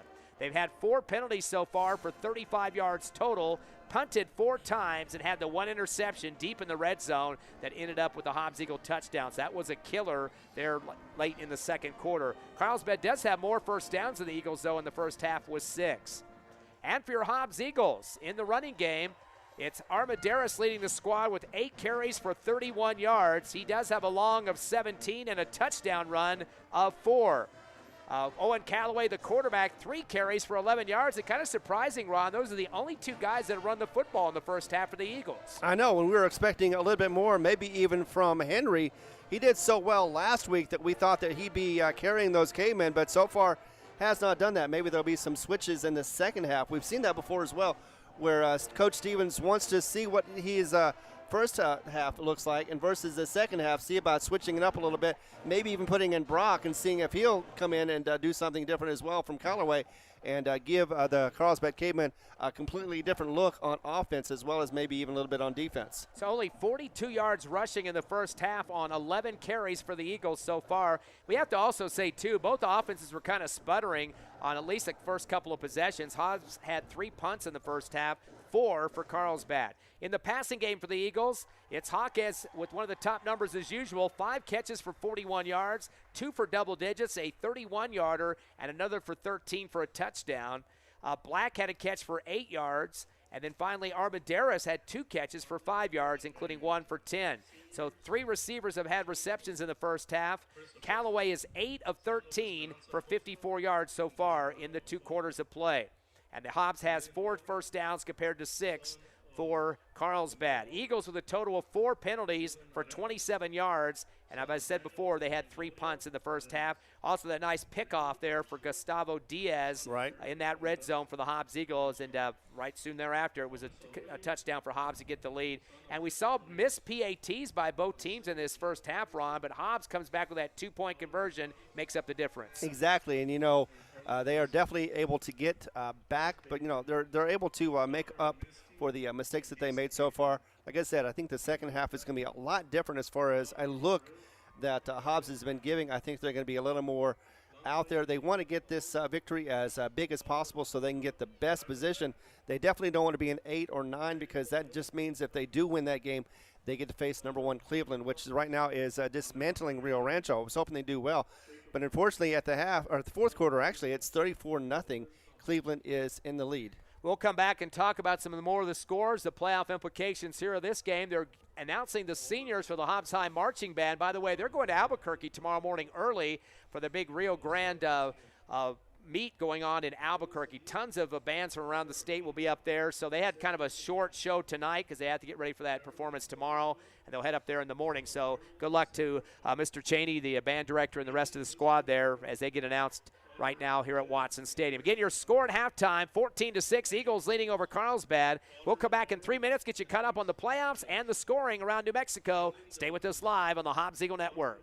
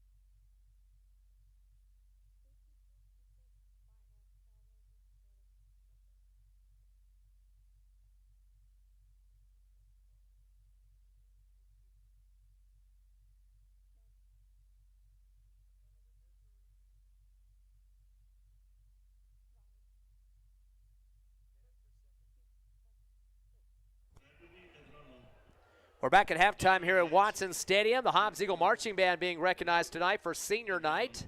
Ty Friend along with Ron Gunner, Tiffany Stuber back at the station. Hobbs up 14-6. Final game of the district season here at Watson. Next weekend, we'll have playoffs for hopefully the Hobbs Eagles and 11 other teams that will punch their ticket on Sunday. Lots of games have implications tonight. Lots of district championships. This one not here is the one here is not a district championship, but of course Clovis is taking on Los Lunas. Those two teams are 3-0 in district in Clovis tonight, so that would be an upset for the Wildcats. Of course, the team the Eagles dismantled game 1 of the season.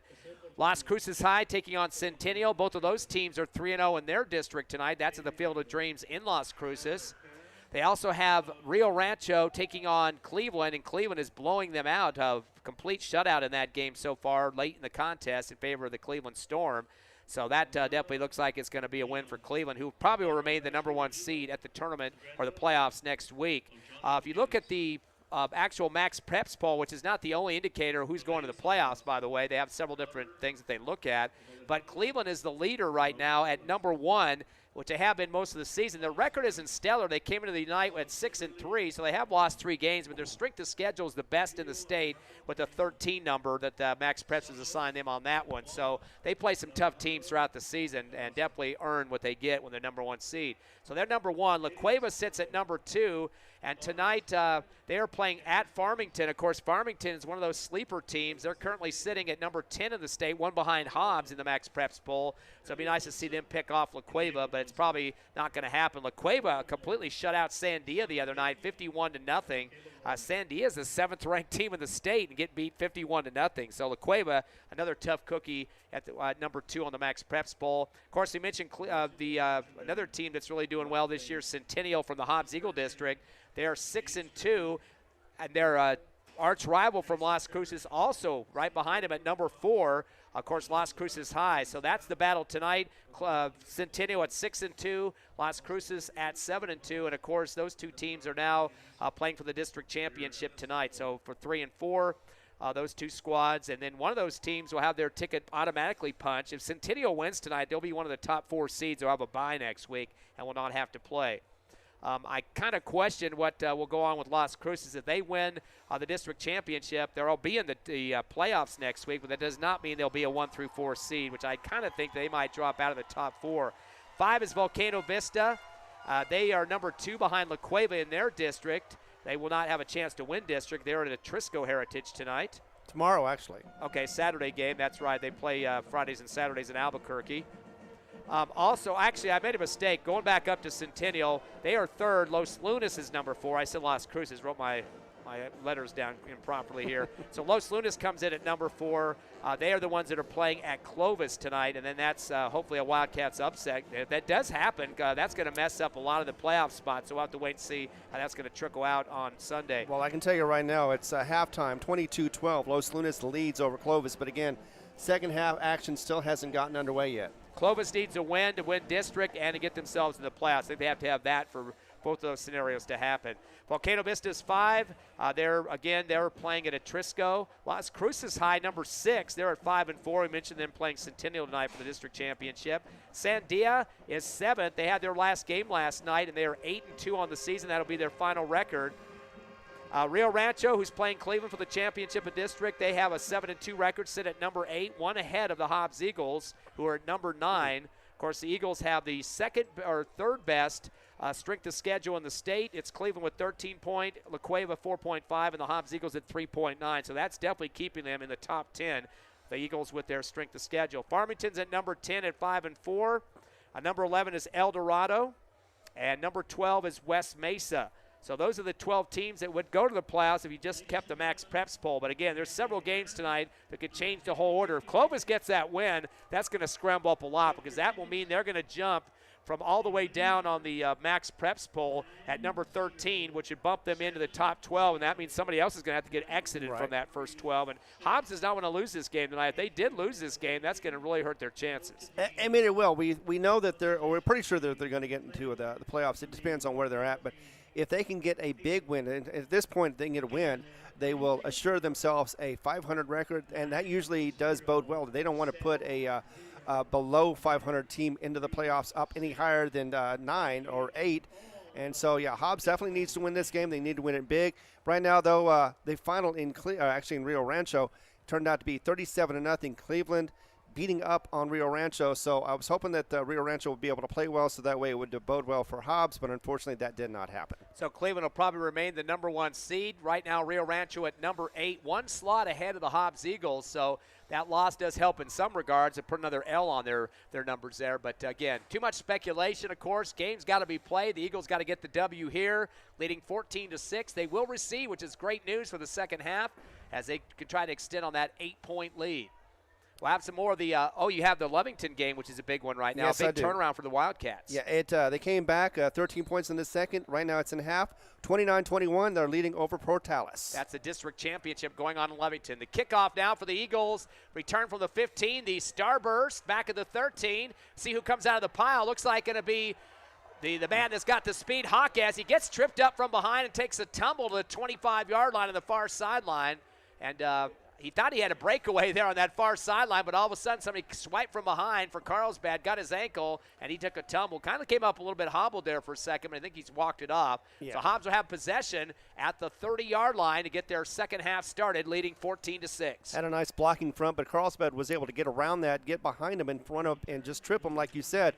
Otherwise, that could have been another 10 or 20 more yards added to that run. Looks like they'll mark it at the 27 instead. The Eagles will start with twins left, 2 receivers right as well. Shotgun for Callaway. Gives it off to Armendariz. Up the middle to the 30, 35, and gets his back thrown down to the ground. So he's going to be short by about 2 yards, but a good start for Armendariz. 8 on that play. He's got 9 for 39 on the ground so far, leading both teams in terms of rushing. Mendoza has 31 yards for Carlsbad. 2nd down and 2 now for the Eagles, just shy of the 35-yard line. I want to welcome the Tatum fans who are here, who just had to suffer through a loss against Melrose. 56-6 was the final, and that was a mercy rule ending. 2nd down and 2 now from the 35. Pair of receivers both sides for the Eagles. Shotgun to Callaway, kind of a low shot. He's going to throw the out route, a high pass over the head of his intended receiver at the 41. That would have been a couple yards past the first down marker. I believe that was Hawkes out on that far right sideline, kind of waiting for the football that time. Correction, no, that wasn't Hawkes. That was Isaiah Rodriguez for the incomplete. Just could not get the connection there, unfortunately.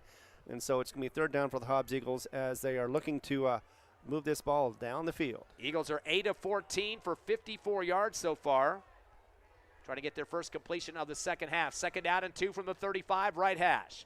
Shotgun to Callaway out of a trips left. He keeps it himself after the fake handoff. Spans, gets knocked down hard, and tries to throw his body to the first down marker near the middle of the field. He needed 2 to the 37. And he may have gotten it. He was behind the line when he was starting to get hit.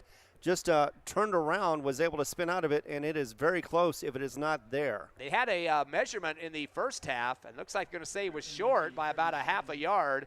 Close to 2 on the carry for Callaway. Needed 2 exactly, but looks like they're going to give him 1.5. So he's got 4 carries for 12 yards now, and that's going to make a very tough decision for Coach Stevens. He's probably wishing that they just go ahead and measure this thing to see if they can get a breather here and let the guys relax a bit, and then maybe get 4 new downs. It looks like there's talk about that as well, so it looks like they may bring out the chains. They are clearing the way. Yeah, you're so right. Definitely. Usually when a coach gets urgent about it and says, hey, this is causing us a series of downs here, definitely bring the chains out. The referee will usually say go ahead and bring it out. Exactly. And last time we were able to get the nose of the football in, so maybe that'll be the same thing here. Looked like the referees originally were just going to eye spot it and say no first down, but now they're bringing the chains in. And nope, they are short. Less than a yard short. So Hobbs, definitely. Boy, this is kind of a nail-biting decision for Coach Stevens. They're 4th and less than a yard. They're back at their 37-yard line, leading by 8, 14-6. If you give the ball back to Carlsbad here, they got some great field position. Exactly. So they're going to definitely go with the hard snap count here regardless. They have receiver left and 3 bunched up near the sideline. Callaway's going to go right up over the pile, and looks like he might have enough forward progress. Not a lot on that one, but did use his pile to his advantage that time. A lot of guys underneath them just kind of put down the ocean floor there. Yep, and he did get enough, just enough for that first down. Yeah, give him 1 on the play. Good job on the front line there to blow past defensive lineman there. And coming up for the Eagles first, of course, submarining everybody, Jaron Meredith up front. And that'll be a 1-yard pickup for Callaway. So he's got 5 carries for 13. First down for the Eagles, they're 5th, now at the 38. Shotgun, Callaway, quick screen left, caught by Black, goes to the 40, up the near sideline to the 45, and throws his body at the last second, and a flag behind him about a yard back at the 44. Yep. We're going to wait to see what this one's all about. That was a 7-yard pickup for Black. Hopefully it's not going to come back on an illegal block. Now, hopefully it'll be a hold or a bad block or something, but yeah, we're going to find out here in a second. You don't want any of those calls, Ron. I meant for Carlsbad, but no, instead it goes against Hobbs, and that nice little pickup is going to go back. It's going to go past the original line of scrimmage, unfortunately, with the legal block there. So 10-yard penalty for Hobbs, and that's going to be their 5th of the ball game for 37 yards. First down and 15 now for the Eagles. They'll be back at their own 33. Still lead 14-6 with 10:37 remaining here in the third quarter. Late sub checks in for the Eagles. That is Franklin. He'll head to the right side to make it trips right in the receiving core. One to the left in front of the Hobbs Eagle bench, short side. And Callaway back with Armendariz in the backfield. 5 in the front box for Carlsbad. Quick screen right. Armendariz heads outside to the 35, 40, and out at the 43. Actually, that was Franklin. And he picks up the some of that foul yardage. Yes. And now gets more than that. Looks like 9 for Franklin. Definitely, and made it an easier second down. Looks like about second down at 6, roughly. That's his first catch of the ball game for Franklin. He's got 9 yards now. Eagles are now 9 of 15 in the passing game for Owen Callaway. Second down and 6 now for Hobbs at their own 42 on the right hash. 4 receivers going left. We've seen as many as 5 earlier in the first half, and 1 on the right side. They bring a man in motion. Hawkes, now 5 receivers left. Hand off to Hawkes around the left end to the 40, to the near side 45, 50, stutter step, spins out of bounds at the 45 of Carlsbad. That kid will never quit churning those legs up and taking care of business as he gets another 12 for the Eagles to move the chains. Apparently they saw something in the first half that Carlsbad was doing, is able to get it out to the left and be able to run it to the sideline to be able to get some yardage. So far, it's working for the Hobbs Eagles. Usually likes to come in motion to get those arounds, and that time that was his first carry of the game for 12 and the 6th first down for the Eagles at the Carlsbad 44. So 12 in the books for Hawkes. Twins right, twins left as well for the Eagles. Shotgun to Callaway. Gives the ball off to Armendariz up the gut, stutter step 40, and pulls his head down hard to the 36, and he might have gone back a little bit deeper than that. So it looks like he's going to get about 8 for his carry there. Armendariz now with 2 carries in the second half for 12 and 43 overall on 10 carries so far in the ball game. Hobbs jabbing so far. Carlsbad doesn't know if it's going to go left, right, or center. That time we went up the middle, and Carlsbad was not ready for it. Second down and 2 from the 37 of Carlsbad. Twins left and right. Long snap count here. Coming out of the play call is Callaway. Looks back to the sideline to Coach Stevens. Goes up to his line and then backs out again. 14-6 Eagles. Good snap. Head off to Armendariz. Runs into his own blocker. Tries to spin. Goes forward and is straddled down, but he will get the first down. Looks like 4 on the forward progress by Armendariz. Now with a total of 47 yards on the ground. And he hit a wall at the front line for his offense. And then all of a sudden, here comes a Carlsbad kid to give him a major bear hug. And that was Jeremiah Sonora. That is a first down for the Eagles. They're 7. Hobbs still moving the ball down the field. That's what they wanted to do all along. 32-yard line now. First and 10. Handoff again to Armendariz. And again, a big blue and white wall there. Not able to get through much of them that time. Maybe about a yard if he did get the forward progress. Coming up underneath the pile for Carlsbad that time on the tackle was Joseph Gregory, senior defensive lineman. Half a yard at best was given. No, they did give him the full yard that time. 48 yards on 12 carries now for Armendariz, who did not play in the backfield last week against Oregon Mountain, nursing an injury. Twins right, twins left for the Eagles. Second down and 9 from the 31.5-yard line of Carlsbad on the left hash. Taking a shotgun as Callaway fakes a handoff, runs into his blocker and gets knocked down in the backfield. Miscommunication that time, as trying to get out for a block for him for the Eagles was Kyler Pickering, but bounced into him and fell forward, and nothing on the gain on that one. No, once again, a lot of effort, but very little results or reward. So definitely need to get a 3rd and long to be able to continue this drive. 9 yards to pick up from the 31. Has to get it down to the 23-yard line. Clock's running with 8:09 left, third quarter. Eagles up 14-6 here in the third. 2 receivers left and right. Callaway brings the man in motion. They fake the handoff around the end, give it up the middle instead. Armendariz heads right with it to the middle of the field and is out to the 25-yard line. Will be short of the first down by a couple. But they are in 4 down territory right now, so definitely going to go for it with just a short gain to go. So that's going to be, looks like 7 for Armendariz that time. So in this second half so far, he's got a total of 24 yards, 55 overall, and a 4th down and 2 for the Eagles at the 25 of the Cavemen. Middle of the field, Twins left and right, shotgun. Heading to the left side of the line and getting brought back down hard, not even getting to the line of scrimmage, and that was a direct snap. They had Hawkins in the backfield that time, but he didn't get much out of him and lost 2 on the play, and the Hobbs Eagles give it up on down. So that's a big stout stand there for Carlsbad, who will be getting the ball back. Yeah, Hobbs wanted to come out here early and open up with a nice drive for a score. Instead, 4 and out for them as far as that one. And instead of getting any points at all, they've got nothing, and now they got to go back on defense and try to defend against this Carlsbad Cavemen team. Carlsbad in the first half had 122 yards in offense, 25 on the ground and 97 in the air.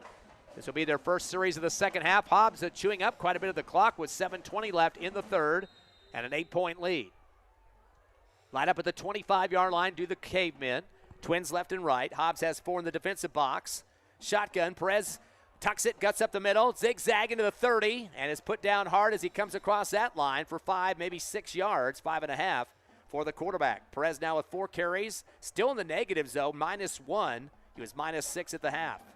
Yeah, and they're definitely trying to get the ball to matriculate down the field. Unfortunately, Hobbs, just doesn't want that to happen once they get the ball back and get some more scores for the playoff possibilities. Yeah, the bend, don't break mentality. Trips left, receiver right, shotgun high to Perez, option right, out to the 30 to Mendoza, and he gets rolled around a little bit to the 32 as his feet taken out from underneath him that time for the Eagles by Tristan Davis, a linebacker. Yeah, and we've seen him pumped up the last couple of games. He is definitely pumped up now. He wants to make a difference, and that time he definitely did. Stop that from becoming a first down for the Carlsbad Cavemen. 3-yard pickup for Mendoza, 10 carries for 34 yards. Ball marked now at the 32-yard line. They need to get to the 35. Need to get 3 on this one. Trips left, receiver right. Perez back in the shotgun with Mendoza. Long snap count here. 4 in the front box for the Eagles. Looking for an offsides. Yeah, they're definitely delaying this one. Tuck and wait, tuck and wait, tuck and wait across the 35 and plows ahead on the hash mark right. He gets enough for the first down. A total of 4 for Perez, make it 5. He will move the chains for Carlsbad. Perez now with 2 carries for 10 in the second half. Finally gets into positive totals overall. 5 carries for 4 yards and the 7th first down for the Cavemen. Both teams with 7 first downs. Canyon Johnson in on the stop for the Hobbs Eagles. At the 37 on the right hash for the Cavemen. They stack 2 receivers left and right. Shotgun to Perez, handoff from right to left, and here comes up the middle, Mendoza, 45-50, into Hobbs territory, 35, 30 up the middle, 25, 20, 15, 10, 5, 1 to beat, and scores. Mendoza from the 37-yard line into the end zone, 73 yards for the touchdown. And just like that, Carlsbad comes back and makes this a ball game once again. Hobbs was behind, did not want to do a horse collar, and instead, though, ended up letting him or allowing him to score. Unfortunately, big run though for Carlsbad as they, like I said, climb back into it. Mendoza 77 yards for a touchdown. They're going to probably want to go for 2 here. This has been such a close game. Right. Might as well try to make it up here. There's a lot more contest to go. So 77 yards on the rushing touchdown for Mendoza. And they go with the triple I formation. Been a long time since we've seen that in Hobbs. Eagles used to run that with Coach Roybal years ago. And now we got a flag in the backfield. I think there was too many men out here possibly. Well, let's see, because No, it's definitely going to be a quick call as soon as he gets his mic working. Well, he got a false start, so 5-yarder against Carlsbad. That's their 4th or 5th penalty of the ball game for 40 yards so far. And that will be backing them up on the PAT from the 3 back to the 8-yard line. So that might change up their complexion just a bit about what they want to do, because now that backs you up a little bit, some more room to work with. You need to do it the play action pass here on a 2-point conversion. Definitely not going to kick the football. Back to the triple I once again. Underneath the center like is they may go for the same. Perez underneath the center. Usually this is mostly a running type formation here. They give it back. No, they fake the handoff. The throw to the right side of the end zone near the goal line. Diving catch at the 1 and brought down. No gain, or make it no PAT, I should say. The 2-point conversion is stopped. Beautiful tackle on this near right sideline at the 1-yard line. kind of waited just a second for the catch to be made and then plat him over out of bounds there after he tiptoed it out. Double checking to see who that beautiful snag or wrap up there for the Eagles that time. And that was Jacob Diaz. Yeah, Jacob Diaz, the left cornerback, taking care of business for the Hobbs Eagles. No good on the 2-point conversion. So the Hobbs Eagles lead but 2 points as Carlsbad gets back in it after a 77-yard touchdown from Mendoza. As a score, Hobbs 14, Carlsbad 12. We'll come back in just half a minute on the Hobbs Eagle Network.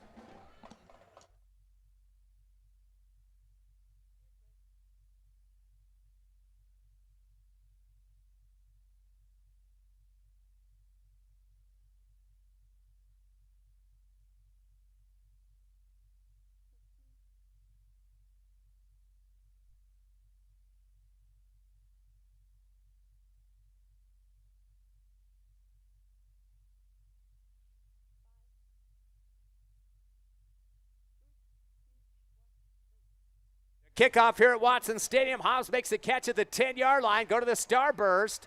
Hawkes keeps it 15, middle, 20, 25, 30, 35, 40, near sideline 45. One to beat, sidesteps, and is knocked out of bounds. Looked like just across the 50-yard line. Might have made it into Carlsbad territory. It did. Yeah, waiting to see where they're going to mark this. Looks like about the 49-yard line for the Eagle. Nope, they're bringing it back behind the 50 now. They look like they're moving it forward. Wait to see where the actual spot's going to be. But Hawkes got in the starburst, kind of palmed it with his hand, faked the handoff, and then came out around the left end.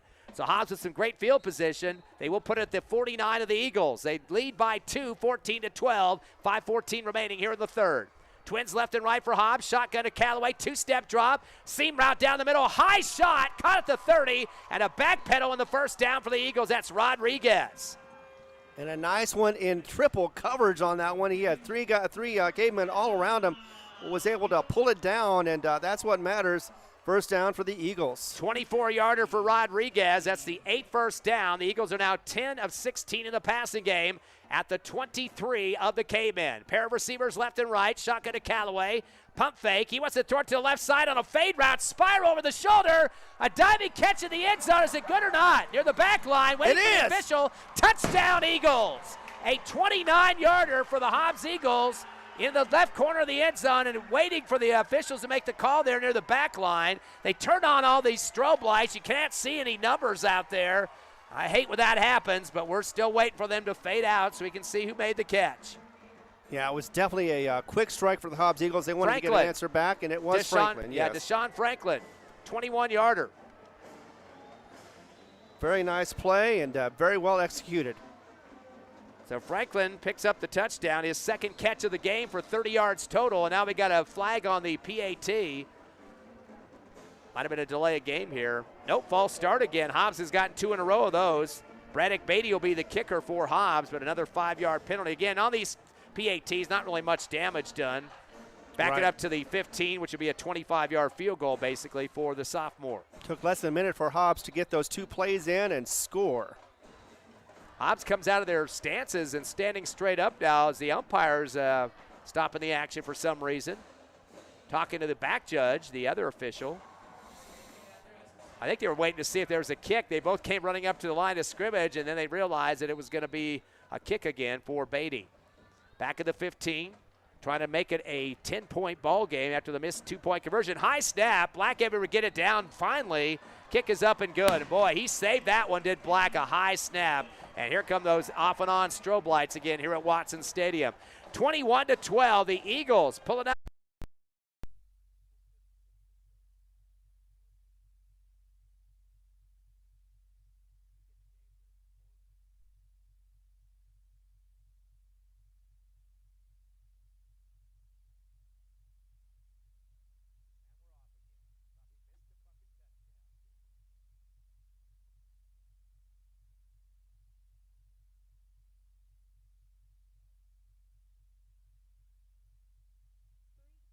Two, one, go. The kickoff to the Carlsbad Cavemen. Fair catch at the 27-yard line. Is cradling it as he brought it down for the blue and white was Blas Lopez. Yeah, we did have a little technical difficulty there. Hopefully you caught that the Hobbs Eagles scoring a touchdown. A 21-yard pass from Callaway to Franklin to make it 21-12 with 4:38 left in the game. Now at 4:32 remaining. Hobbs up by 9 here in the third quarter. Of course, one more quarter to go here at Watson Stadium. Playoffs coming up next week. They'll have the announcements of the playoff 12 berths on Sunday at nmact.org. That is the website for the New Mexico Activities Association. Hobbs currently 9th in the Max Preps poll. And, of course, Carlsbad all the way down to 13th. So if you just went with the Max Preps poll, Carlsbad actually at 16, I should say. Clovis at number 13. Team the Eagles beat the first of the season. 1st and 10 for the Cavemen at their own 27-yard line. Twins left and right. Go with the handoff around the right end of Mendoza. Gets tripped up from behind, then bear hug to bring down to the field turf. And I'm not sure if he even got any yards or possibly lost some yards on the play. He did. He couldn't even get around it. His defender was able to, was trying to get around it, but our defender got around behind him, was able to take him down for about 2 yards, maybe a yard and a half. And we got the Doobie. Even touched and went all the way in for the touchdown. Luckily, we got back and just in time for that. As, once you, like you said, 2 touchdown stunt has to make up for lost time from last week. Armendariz with 80 yards on the ground and 2 touchdowns. A bad snap. It's happened a couple of times, but able to get the kick through is Beatty as your Hobbs Eagles up now by 16. We're going to keep it right here, 28-12. Hobbs up on Carlsbad with 1:52 remaining in the third quarter. Eagles came in with a 4-5 record, and Carlsbad at 2-7. So definitely it was a game that you could expect that Carlsbad wanted to be the spoiler in, but they were having a pretty close game for a while there, 6-6 back in the second quarter. Hobbs had 14-6 at the half. Carlsbad scored a 77-yard run to make it 12-14, down by 2, missing the 2-point conversion. And then the Eagles getting a 21-yard pass from Franklin. Yeah, and so far 14 unanswered points against this Cavemen team. They're hoping for more as their playoff predictions or expectations are still growing as this game is going. And the last score, of course, Armendariz for 6 yards to make it a 16-point lead, 28-12. Hobbs will kick off from the 40. Here we go now. The kick is coming, and it will be end over end to the near sideline. Catch over the shoulder at the 21, brought to the right hash, and getting hit hard after about a 2-yard return. A big wall going to take him down now. The ball carrier return man for Carlsbad, Blas Lopez. But he got a shot taken on him pretty quickly.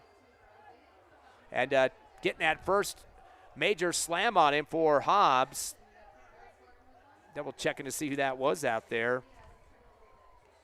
I think it was Amarian Kennedy is the one that took the blast on him that time. Ball will be at the 24 for Carlsbad on the right hash. They trail by 16. 1:42 left here in the third quarter. Listening live to Hobbs Eagle Football and Cool 95.7 on the radio, on the internet, HobbsAmerica.com, YouTube, and, of course, the Cool 95.7 Facebook page. Carlsbad's been doing a lot of time on the sideline. They wait till the last second to come back on the field, which they're doing again here. They'll keep a receiver to the left side, 1, and then, of course, looks like 2 more coming to the right. He's going to, no, just 1 this time. Back in shotgun goes Perez. He's got Mendoza on his right shoulder. High snap.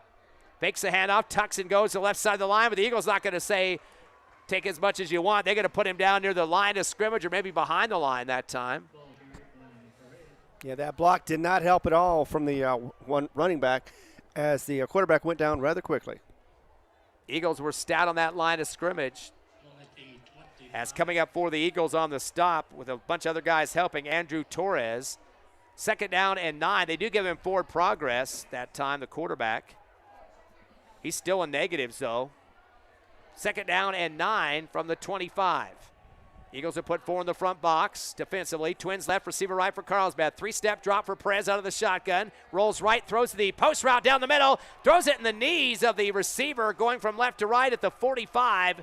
Still on their side of the field, but it goes low. No chance for the catch that time as it bounces off the knees of Eloy Lopez, incomplete, the sophomore receiver. And that's good for Hobbs because that could have been an easy 20-yard plus. It would have put him into Hobbs territory. But like you said, hit the turf, and it is going to be 3rd down for the Carlsbad Cavemen. Perez is 10 of 22 in the passing game, yet to complete one here in the second half. 59 seconds left in the third quarter. Actually, they had an INT in this game as well earlier. Twins left, one receiver right. Fake the handoff, roll left. Lopez wants to throw, or Perez, I should say. The out route, a high shot, almost intercepted by the Eagles at the 45, and kind of getting flipped up in the air and somersaulting on that one, almost getting the INT was Carlos Jimenez. Long drag route heading to the left sideline, and he kind of stepped up, and the ball was overthrown, and then got kind of somersaulted in the air and came down on the turf and almost had the INT. Yeah, it looked like it was thrown right at him. There was nobody else in the area in white. So, yeah, for whatever reason, whether it be a throwaway or just a bad throw, Perez got away with that one. Back in punt formation now for the Cavemen with 45 seconds. A kick from the 15-yard line. Bad one. It's off a shank, and it'll go over the top of the Hobbs Eagles sideline on the near right. That was the 5th punt of the ball game and gives the Eagles the ball in Carlsbad territory. That barely got past the first down marker on that one. As, it was just, like you said, a bad punt. They would have been better off at this point probably just going for it. But instead, a bad punt gives Hobbs a great field position early in this or late in this third quarter. Still trying to get a football in the game here for Hobbs is set up on the 40. 1st and 10 from the left hash. 28-12, Eagles by 16. They'll send receiver left and right, one each. Armendariz, the tailback, gets the handoffs, puts on the stop sign as he goes up the gap and then continues forward on the left hash and gets ahead for 2 yards for the Eagles. Armendariz, in terms of his rushing in the second half, he has had 9 carries for 41 yards, a total of 72 in the game. 2nd down and 8 for the Eagles at the 37 of the Cavemen. Twins left, one receiver right, high snap on the shotgun, end around, gives it off to, again, Armendariz to the 30 and thrown down forward. Looks like you have enough for the first down and then some. Going to be, looks like 9 yards for Armendariz, keeping the clock running too, which is not a benefit for the Cavemen. That will run out the third quarter. So Hobbs holding on to a double-digit lead as we head to the finale, 28-12 over Carlsbad. The Eagles wanting to punch their ticket to the playoffs next week. You're listening live to Hobbs Eagle Football on the Hobbs Eagle Network.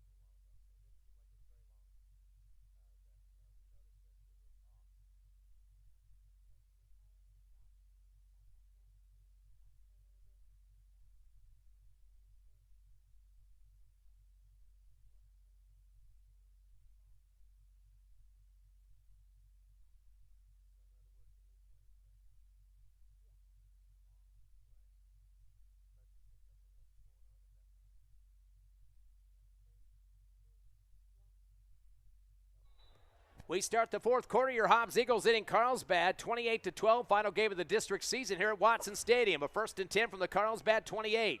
They're going to throw the screen route to the right side, caught by Black. Nice juke move to the 25-20 to the near sideline, and he'll be shy of the first down by about a yard. They're going to give him 9. They're going to say he stayed in bounds as he was walloped from behind, knocked forward pretty hard there by the Carlsbad defender, and that looked like that was Joseph Gregory. They're going to give Black 9 yards on that screen catch. He's got 2 catches for 17 yards. Eagles are now 11 of 17 in the passing game. That is their 4th completion here in this, make it the 5th completion in the second half. And that'll bring it up to the 7, make it the 18-yard line. And here come the chains for the 3rd time. Most measurements we've seen this season here at Watson Stadium. And the chains came out so fast, Hawkes had to actually jump and hurdle the chains as he didn't see it coming from behind there from the sideline and almost got himself tripped over there. Did a good job of getting over the top of the chains. The Eagles are short again. Every time they measure, they've been about half a yard shy, so it will be at the 18-yard line of Carlsbad. Well, the first one was a first down, but the second 2 have been short. So, yeah, it hasn't always worked out for the Hobbs Eagles to get those, but at least they know where they're at and how little bit of yardage they need to get for that first down. 2nd down and less than a yard to go for Hobbs at the 18 of Carlsbad on the right hash. Just underway here in the 4th quarter. Hobbs up by 16, 28-12. They won the last 2 games against Carlsbad. Had 40-plus points in both of them. Keeper by Callaway around the left side of the 20s, trying to drag people with him. Tries to crunch his body down. I think he got enough forward progress to get the first down. Definitely by about a yard and a half. Yep, it looks like he's going to get about 3 on this one for the Eagles. That'll be his 7th carry for 16 yards, and that will be the 10th first down of the ball game as the Eagles hit double digits in that category. They'll mark it at the 16-yard line. 2 receivers right, 1 to the left side. Eagles in the red zone. Split formation backfield. In the middle of the 2 running backs is Callaway. Hands it off from left to right. That's Henry. Heads out near side 20, 15. There's a flag. 10, 5. Puts his head down, dives across the goal line. But there's a flag back at the 20. The cannon fires anyway. But I think this one's coming back. Strobe lights are going here. We're not going to be able to see the ref with the lights going off as they are. He indicated looked like it is against the Hobbs Eagles. Well, he better be. Yes, it is a hold. Yeah, he better be with some glow-in-the-dark signals here. So 10-yard hold against the Eagles will bring this play back. The band doesn't know it yet. They're playing the Eagle Fight song. Right. Yeah, so it's going to be basically a pseudo-celebration for them instead of a nice – and this is, once again, Hobbs shooting himself in the foot as far as getting a score and then having it brought back. 7 penalties for 52 yards now for the Eagles, marking it back to the 30-yard line. But Henry getting inserted on one play there. Definitely getting a good run on that one. Get big, tall size there for this kid as well. First time we've seen him in this game, at least in the backfield. We did see him several times last week in that win over Oregon Mountain. Yeah, and he was carrying players last week. I was expecting him to do that this week as well. Henry last week had 8 carries, or make it 9 carries for 52 yards. So he definitely was getting the job done. He had 2 touchdowns for the Eagles as well. And he's just a sophomore, so he's got plenty of time ahead of him. Twins left, receiver right. Shotgun for Callaway. He's in between those 2 backs again, including Henry and Armendariz. There'll be a first down and 24. Back pedal to the 2-yard back, and then throws a quick curl route to the 15. Looks like 10 on that one. And that catch is going to be made for the Eagles on 10 yards for Deshaun Franklin. So he'll get his 3rd catch of the game, all 3 in the second half, 2 for 40 yards total. Hobbs now 10 of 18 in the passing game for Owen Callaway. 2nd down and 10 now for the Eagles. As the ball will be at the 17-yard line. Hand off to Henry right side. He's going around a couple defenders and puts his head down again, diving across the 15 like it was the goal line that time. A lot of lateral running, and they're just going to give him 2, it looks like. Actually, no, they're going to give him -1. I guess his knee went down first, so -1 for Henry. He got one called back a few seconds ago on the holding penalty against Hobbs that he scored a touchdown from. But he likes to go to this right side, this short side in front of the Hobbs Eagle bench right. 10 minutes left here in the 4th quarter. Hobbs up 28-12 over Carlsbad. Cavemen definitely not going to be making the playoffs this year. No. As they only have 1 win, that victory against Oregon Mountain. They did lose to Alamogordo. Now, if they had beaten Alamogordo, this would have been a lot more high-powered game for them at least, but this is just more of a spoiler. 3rd down and 11 from the 17-yard line. Got a whistle before the snap, and Coach Stevens wants to talk to the troops. Maybe the field clock was getting down towards the end there. 9:39 remaining, 4th quarter. Hobbs up 28-12 over Carlsbad. Back in 30 on the Hobbs Eagle Network.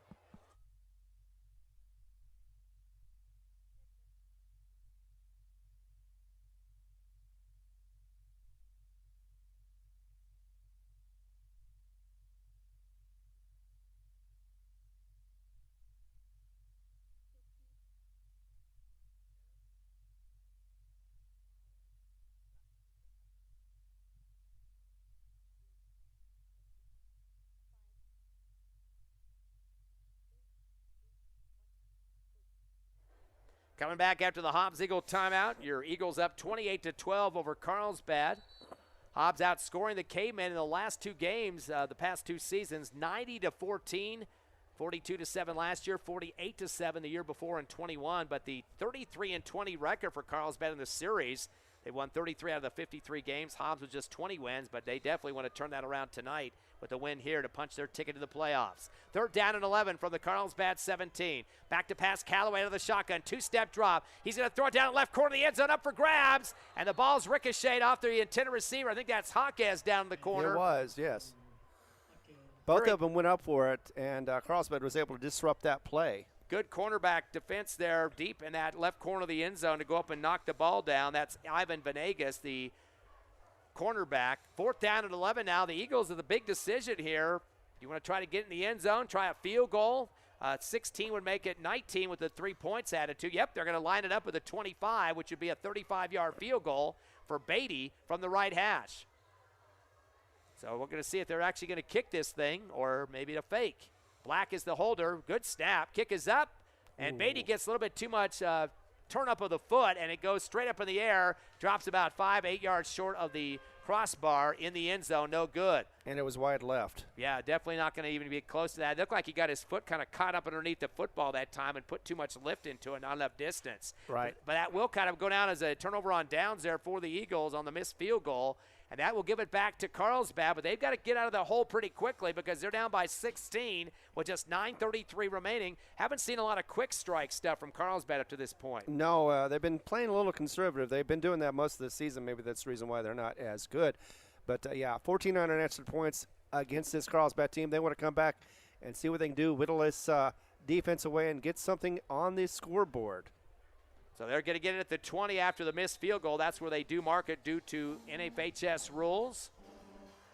Receiver left, bunched up 3 receivers on the right side of the line for Carlsbad. Shotgun coming to the quarterback as he hands it off around the right end. Mendoza tries to stretch it out. He gets across the line, but maybe about 2 yards. That's about it. Not much going on there that time. And coming out of the pile first for the Eagles after a big slam down was Tristan Davis, the linebacker. Mendoza, they're actually going to say got more than what I thought on that one. Looks like he gets 3 on the carry. 2nd down and 7 now for the Cavemen, who taking a lot of time looking at the sideline for Coach calling the plays here. That's Coach Sanders. Clock's not in their advantage at this point. Same lineup, 3 receivers short side in front of the next to the line, rolling right, the throw to the right sideline, caught at the 25 and turned back quickly. Just a very short 2-yard pickup. A bunch of guys throwing shoulder pads right at the side of the receiver who did make the catch, is able to hold on that time. And that's going to be Sandoval, who comes up with a 2-yard reception. He's got 2 catches for 16 yards. Carlsbad is now 11 of 25 in the passing game. Ball now at the 25. They need to get 5 more to the 30 for the first down, but it's a 4th down situation. You know, you're down by 16, the clock down to 8:20. It's going to be a tough call, for Coach Sanders to make on this when you don't want to give the Eagles a chance to get the ball back near the red zone and go in and score again and put this one away. But are you really getting very good advanced plays? We haven't seen much of that from Carlsbad. Trips left, receiver right. Perez back to pass. Throws it to the curl route on the right side. Incomplete as it drops short at the 30-yard line. Great defense there by the cornerback for the Hobbs Eagles on that far left sideline. We mentioned his name several times tonight, Carlos Jimenez, and that will be incomplete. Now they're changing the marker. It's now 4th down. They had 4th up before, but it's now 4th. It is now 4th down. And before, if he would have caught that, it still would have been about a yard or 2 short. It still would have been makeable for the Cavemen, but now it's going to be 4th and long, and looks like they're going to go ahead and punt the ball, which actually is not a bad thing because, like you said, you do not want to give Hobbs the ball deep in their own territory. Wonder why they left that down marker at 4th down previous on that last play. Nobody spotted it. Late sub coming in, has to sprint hard to this left sideline in front of the Hobbs Eagle bench for Carlsbad. Coming on late was Even Leo, so now they're going to stop action at a timeout for the Cavemen. I think they're still deciding, do they want to go for it, as this game is still reachable with 16-point deficit. That is 2 scores, 2 touchdowns, and 2 2-point conversions. But, 8:02 left. Hobbs is going to probably run some of that clock off when they get their next possession. Or if they get it this close on a non-made 4th down situation, Hobbs is in very good shape to score again, and it's game over at that point. Exactly. Hobbs, of course, is probably either going to hope for a block punt or a bad punt like they had before. But, Carlsbad, for some reason, they're giving out substitutions, and they're making them run from one side of the field to the other one.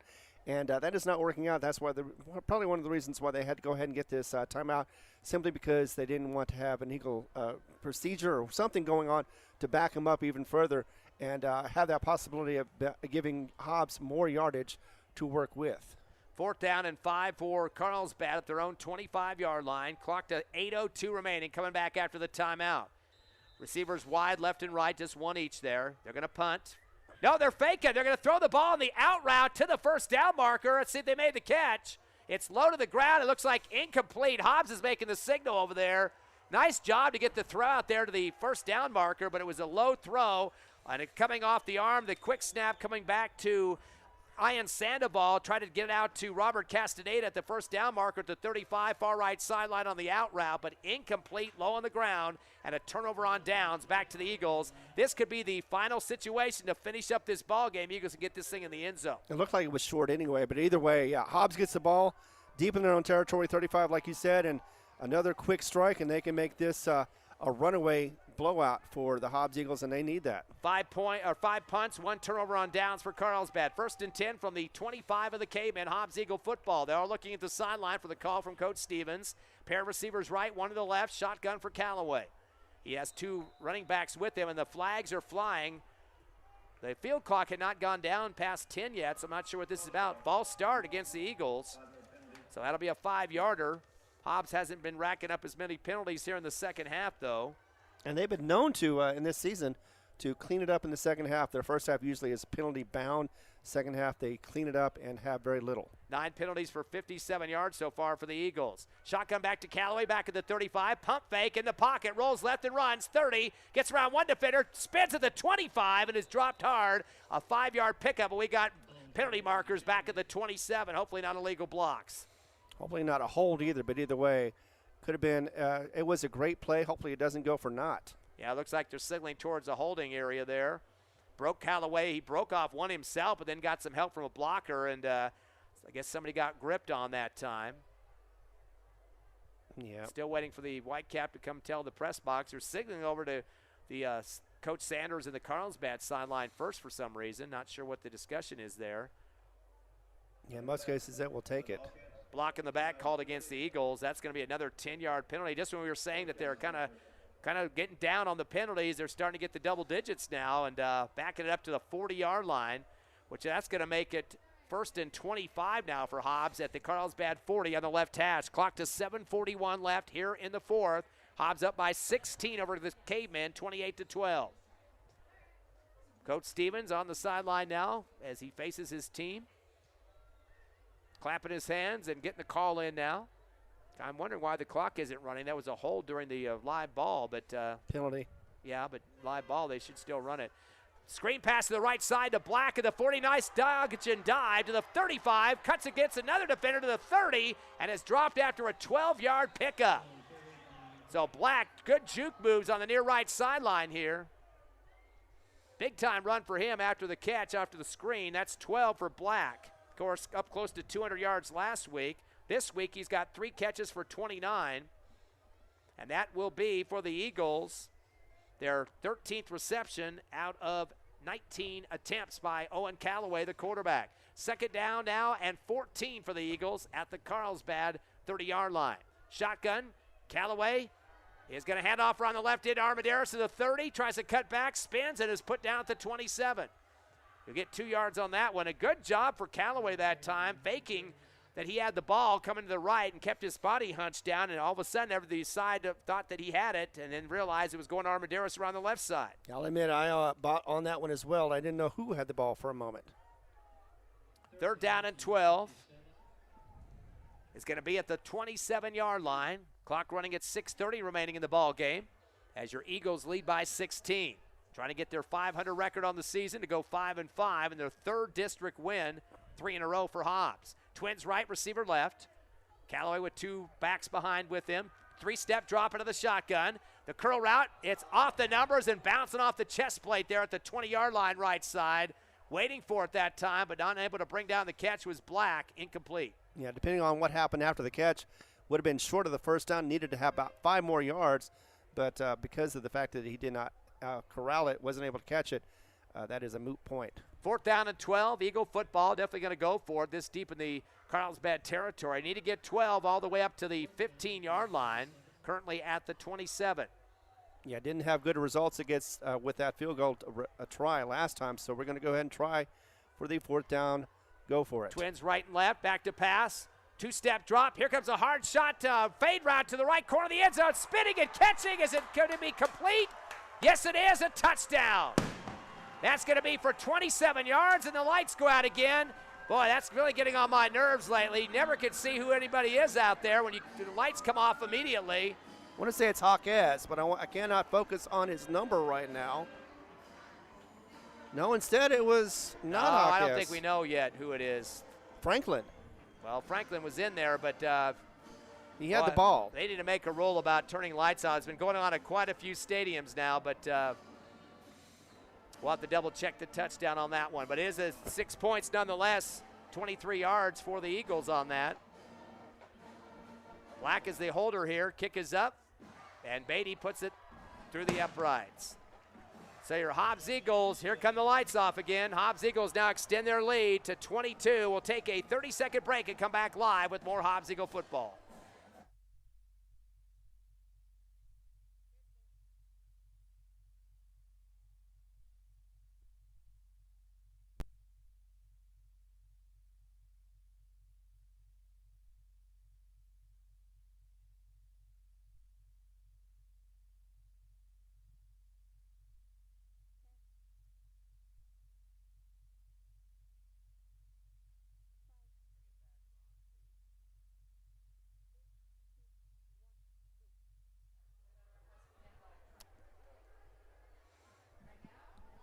Oh, you know, it is another score. Looks like we're trying to figure out who it was. I think it was Franklin, but we want to make sure, obviously.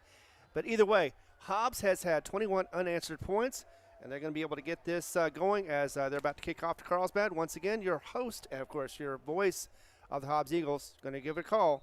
It's Ty Friend. Here come the Eagles with the kickoff. They're going to keep it sidewinder down to the 15. It takes a roll towards the end zone, gets past the two return men, and I don't think they were ready for that thing to bounce, and chasing it back to the end zone. Not able to return it. Bubba Anderson for the Cavemen, automatic touchback. So that'll be a 20-yard start for the Cavemen, though, trailing 35-12.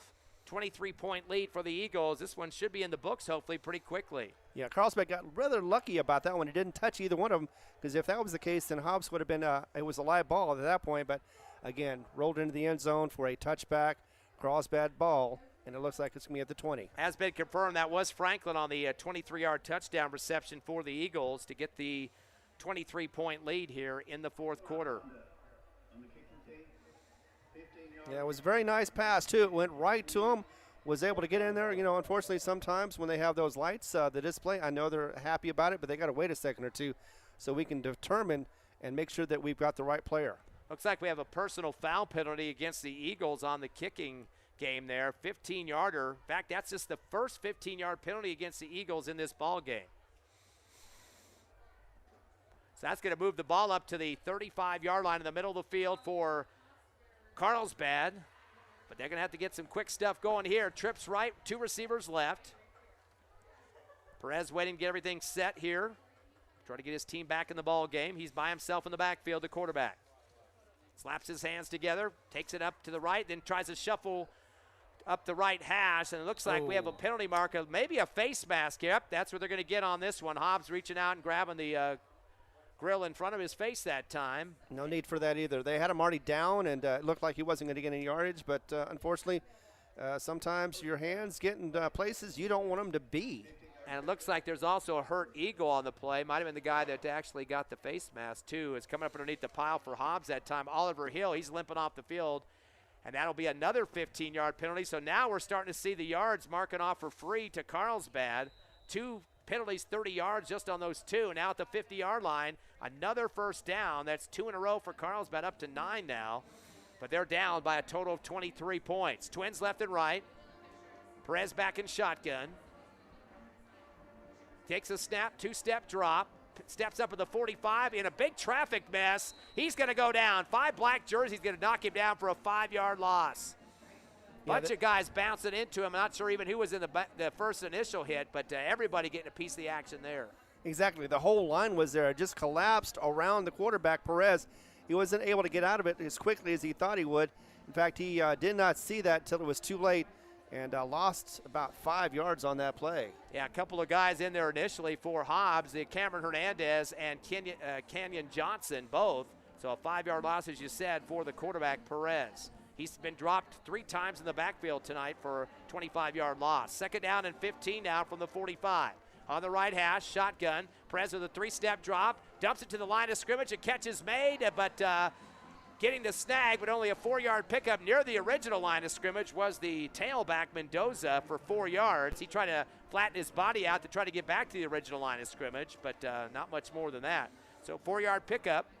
In fact, you can thank Gabe Henry for that stop.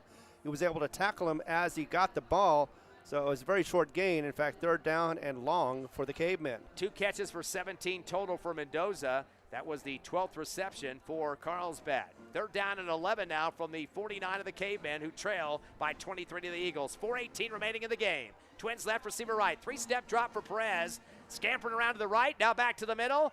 And he's got tripped up for a second, slides left. He's run to the sideline, throws it up for grabs on the out route. Caught at the 40, but brought back to the 45 backwards. The catch is made for Carlsbad and pulled down for him.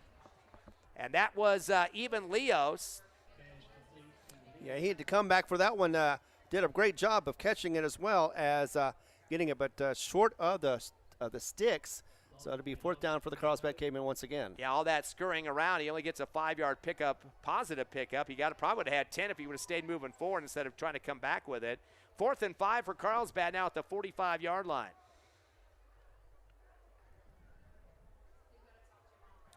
Plenty of time on the clock as far as the play clock. Yeah, Carlsbad letting the clock run here, and they're down by 23. 4th and 5 from the 45 of the Eagles. Trips right, receiver left, low snap to Perez. He's going to back up 5 yards, back to the 45 now, flings it out to the right side of the field on the out route, and getting tripped up near the 1st down marker and going down hard was Lopez, but he tripped on his own feet on top of a Hobbs Eagle, couple of defenders out there. Incomplete, and that will finish up the offense for Carlsbad on the turnover on down. So they've had 5 punts in the game, 2 turnovers on downs, a fumble, and an interception. That's what you mentioned in the pregame show, Ron. Defense has got to take care of the football themselves, but try to get the other team to cough it up. Exactly, and whether it be a interception, a fumble, or a loss of downs, you know, you got to do it some way, hook by crook, and Hobbs is definitely doing that as they've got the ball back late in this 4th quarter.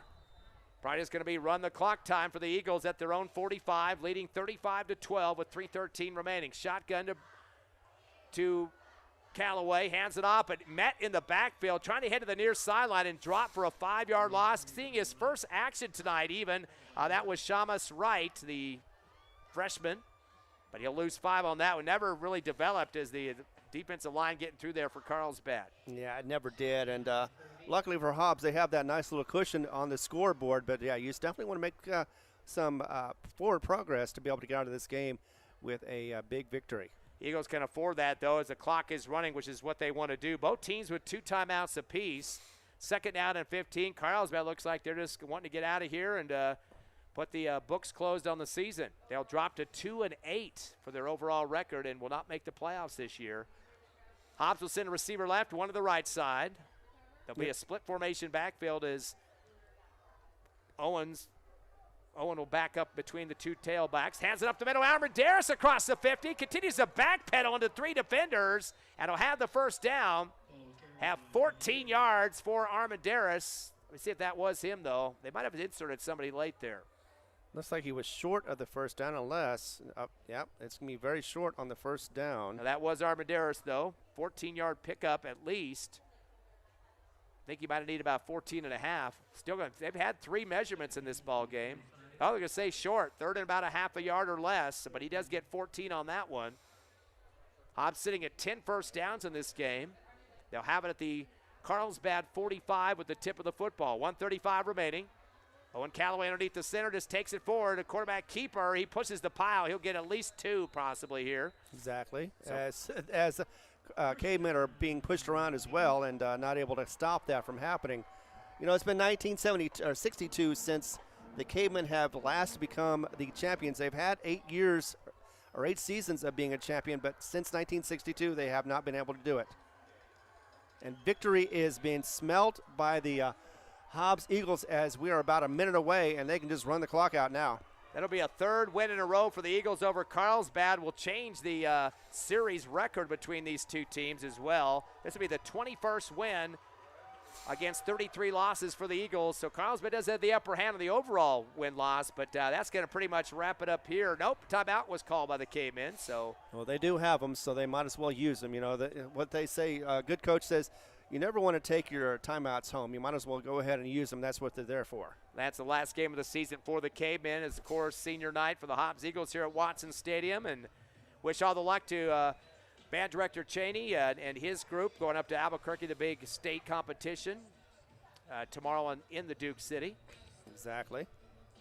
And we'll try to get any more updates. And what about that Lovington District Championship game going on tonight with Portales? Well, let's see. I haven't gotten too many of them other than the fact that Lovington was still leading. Of course, that was still at halftime. But I will get to that in a moment as we look like we're about to get back into play for the Hobbs Eagles. 1st and 10 from the 44-yard line.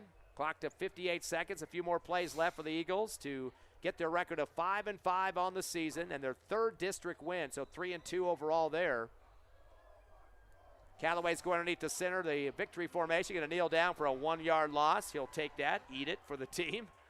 Probably have to do it maybe about one more time here with the 40-second clock starting already. If Carlsbad doesn't take another timeout, you're right. It'd be just one more down, and that should be it. That should wrap up the ball game. New receiver checks in for Hobbs. Mirari Orozco getting some action, a junior receiver, so he's pretty excited about getting some time here. Another kneel down for Callaway.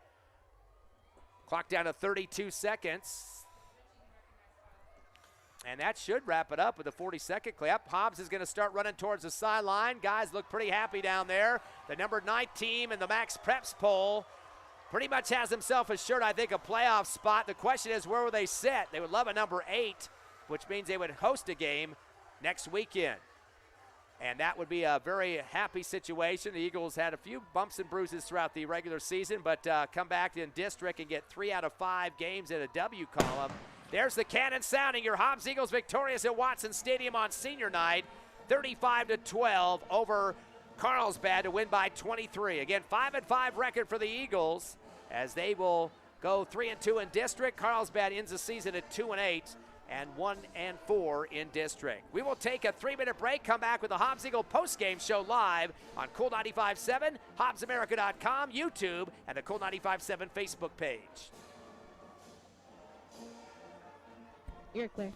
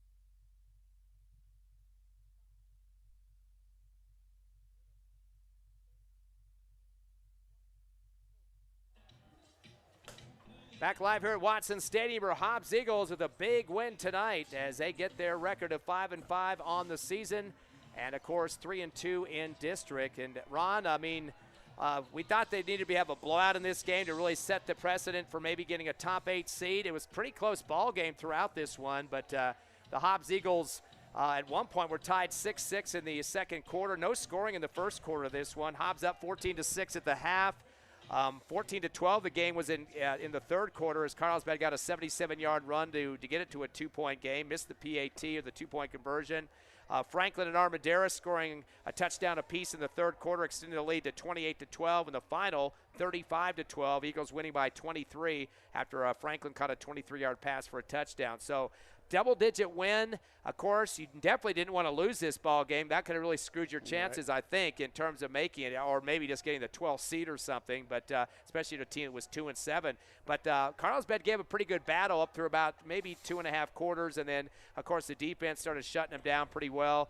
They only got a couple of touchdowns in this ball game, one in the second quarter and one in the third quarter, and that was about it. Hobbs definitely running some clock down, and Carlsbad didn't seem to have a lot of emphasis into, hurry-up type of situation there to get back in this ball game. And Eagle just said, hey, you're going to let the clock run with you guys. We're going to keep it grounding it out too. But lots of good stuff in this game. Kind of start out slow. Both teams punted by 3 times for their first couple of possessions, and it really just didn't get off the ground too well. But after that, the Eagles started to get things together. They caused a fumble, got an interception, and then things had really started to gel. Yeah, exactly. I believe, if anything, Carlsbad was trying to keep it calm. They weren't trying to rush to make mistakes. They were trying to get as best as they could. They knew they were going to lose the game. They've been losing the game. They lost 7 other games earlier this season. They struggled against Las Cruces and all the other teams, and they thought, you know what, if we're going to go out, we're going to go out swinging, and we're going to do the best we can. We're not going to make any mental mistakes.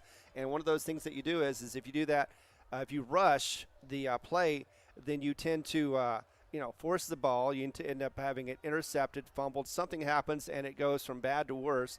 21 answered points against this Carlsbad Cavemen team may be enough for Hobbs, but they definitely needed the win. It's hard to believe that anybody would say that a 4-6 team can get in not only in the playoffs but also have a home playoff game as well. So we're looking at a possibility of anywhere between like 7th and 9th, maybe 10th, depending on what the other teams, how they work it out. Sometimes we think it's going to work out certain ways, and it doesn't. So once again, the playoff situation, we don't ever know what's going to happen until it's set up, and then, of course, we're left wondering exactly why it happened. But in the end, you just have to, as the coach would say, you have the cards that are dealt with, and you just got to play them. Let's look at the numbers in this game. First for Carlsbad, of course, Ulysses Mendoza, who's been averaging 119 yards rushing a contest, got that number plus tonight, 122 total for him. Most of the majority of that coming at those 77-yard touchdown run he had in the second half. So that more than half of his total, which had pretty much saved his average with that big run. In fact, nothing much big other than that. He did have a 17-yarder in the first half, but everything else single digits, and was dropped in the backfield about 3 times and had a bunch of runs just for 1 yard apiece. So not the best night for him, but he still got over his average. So, I mean, he ends the season on a good note, at least in terms of rushing yards. Other than that, the only other guy that rushed the football was Perez, the quarterback. He was 8 carries for -2, but you got to remember when you're sacked or trying to rush around in the backfield and get dropped, the numbers go against you. So he was dropped for -25 in the backfield of this ball game, which really hurt his rushing numbers. So 120 yards total in the rushing game, majority of that coming at with Mendoza. Passing department, Carlsbad 13 of 29 for a total of 108 yards. Their top producer was Castaneda, 5 catches for 41 yards, had a 21-yard touchdown reception. Lopez had 3 for 29, did not score. Mendoza 2 for 17, Sandoval 2 for 16. And Leos 1 for 5. So 5 different receivers with catches in that game, and 4 of those were multiple receptions as well. So once again, 13 of 29 for 108 in the passing game. 228 total yards for Carlsbad in this game. They had 5 penalties for 40 yards, had a total of 9 first downs. Punted the ball 5 times, gave it away on downs twice. Interception, of course, that was Castro that came up with that one for the Eagles, and a fumble for the Cavemen as well. So 2 turnovers in the contest. Looking at the Hobbs Eagles side of the coin, they finished up with 4 guys that got a chance to rush the football tonight. Of course, the big one is Armendariz, 20 carries for 97 yards unofficially. He had a 4-yard run for a touchdown and a 6-yard run for a touchdown, so he finished up with 2 TDs in the game. Also had some long runs of 17 and 14 in this win. Again, he didn't play last week against Oregon Mountain, but almost 100 yards, probably got 100 yards officially in this game, 97 unofficially with my wonderful fingers and digits that I use here. Other rushers tonight, Callaway, the quarterback, 10 for 16 in the contest. He had a long of 10 in the first half. Hawkes coming on those motions on the reverses, 2 carries for 10 yards in the game.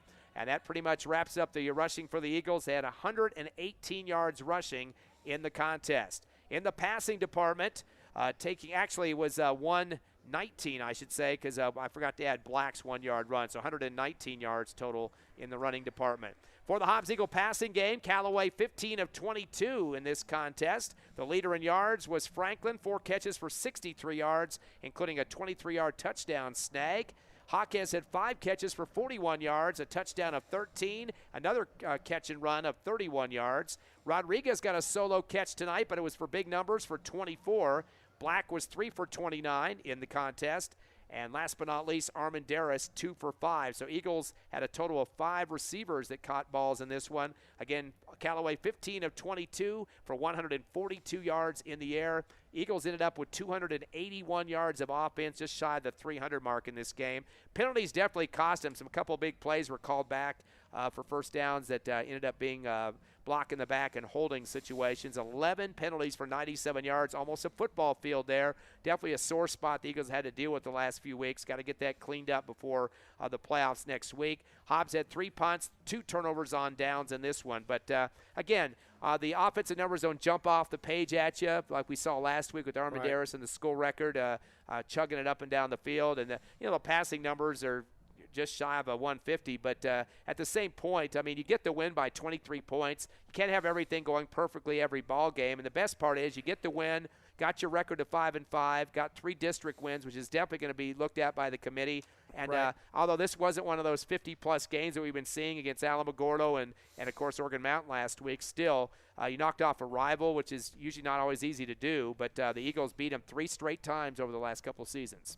Yeah, and you definitely want to get a victory. Again, like you said, we wanted to get a big victory, maybe even have a Hobbs score 50 again. That would have been 3 in a row. That would have been great to see. It would have been a feather in their cap for the playoffs. But unfortunately, Carlsbad came and played above their pay level for the first at least 2 to 3 quarters.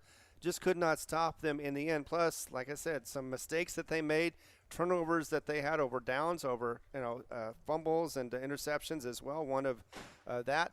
And that just created a problem for the Cavemen. They could not get past it, just like they've had problems with all season long. And that ended up with a loss. Looked like they're okay with it, though, because simply you can put the season's over with. They can concentrate on next season and move on.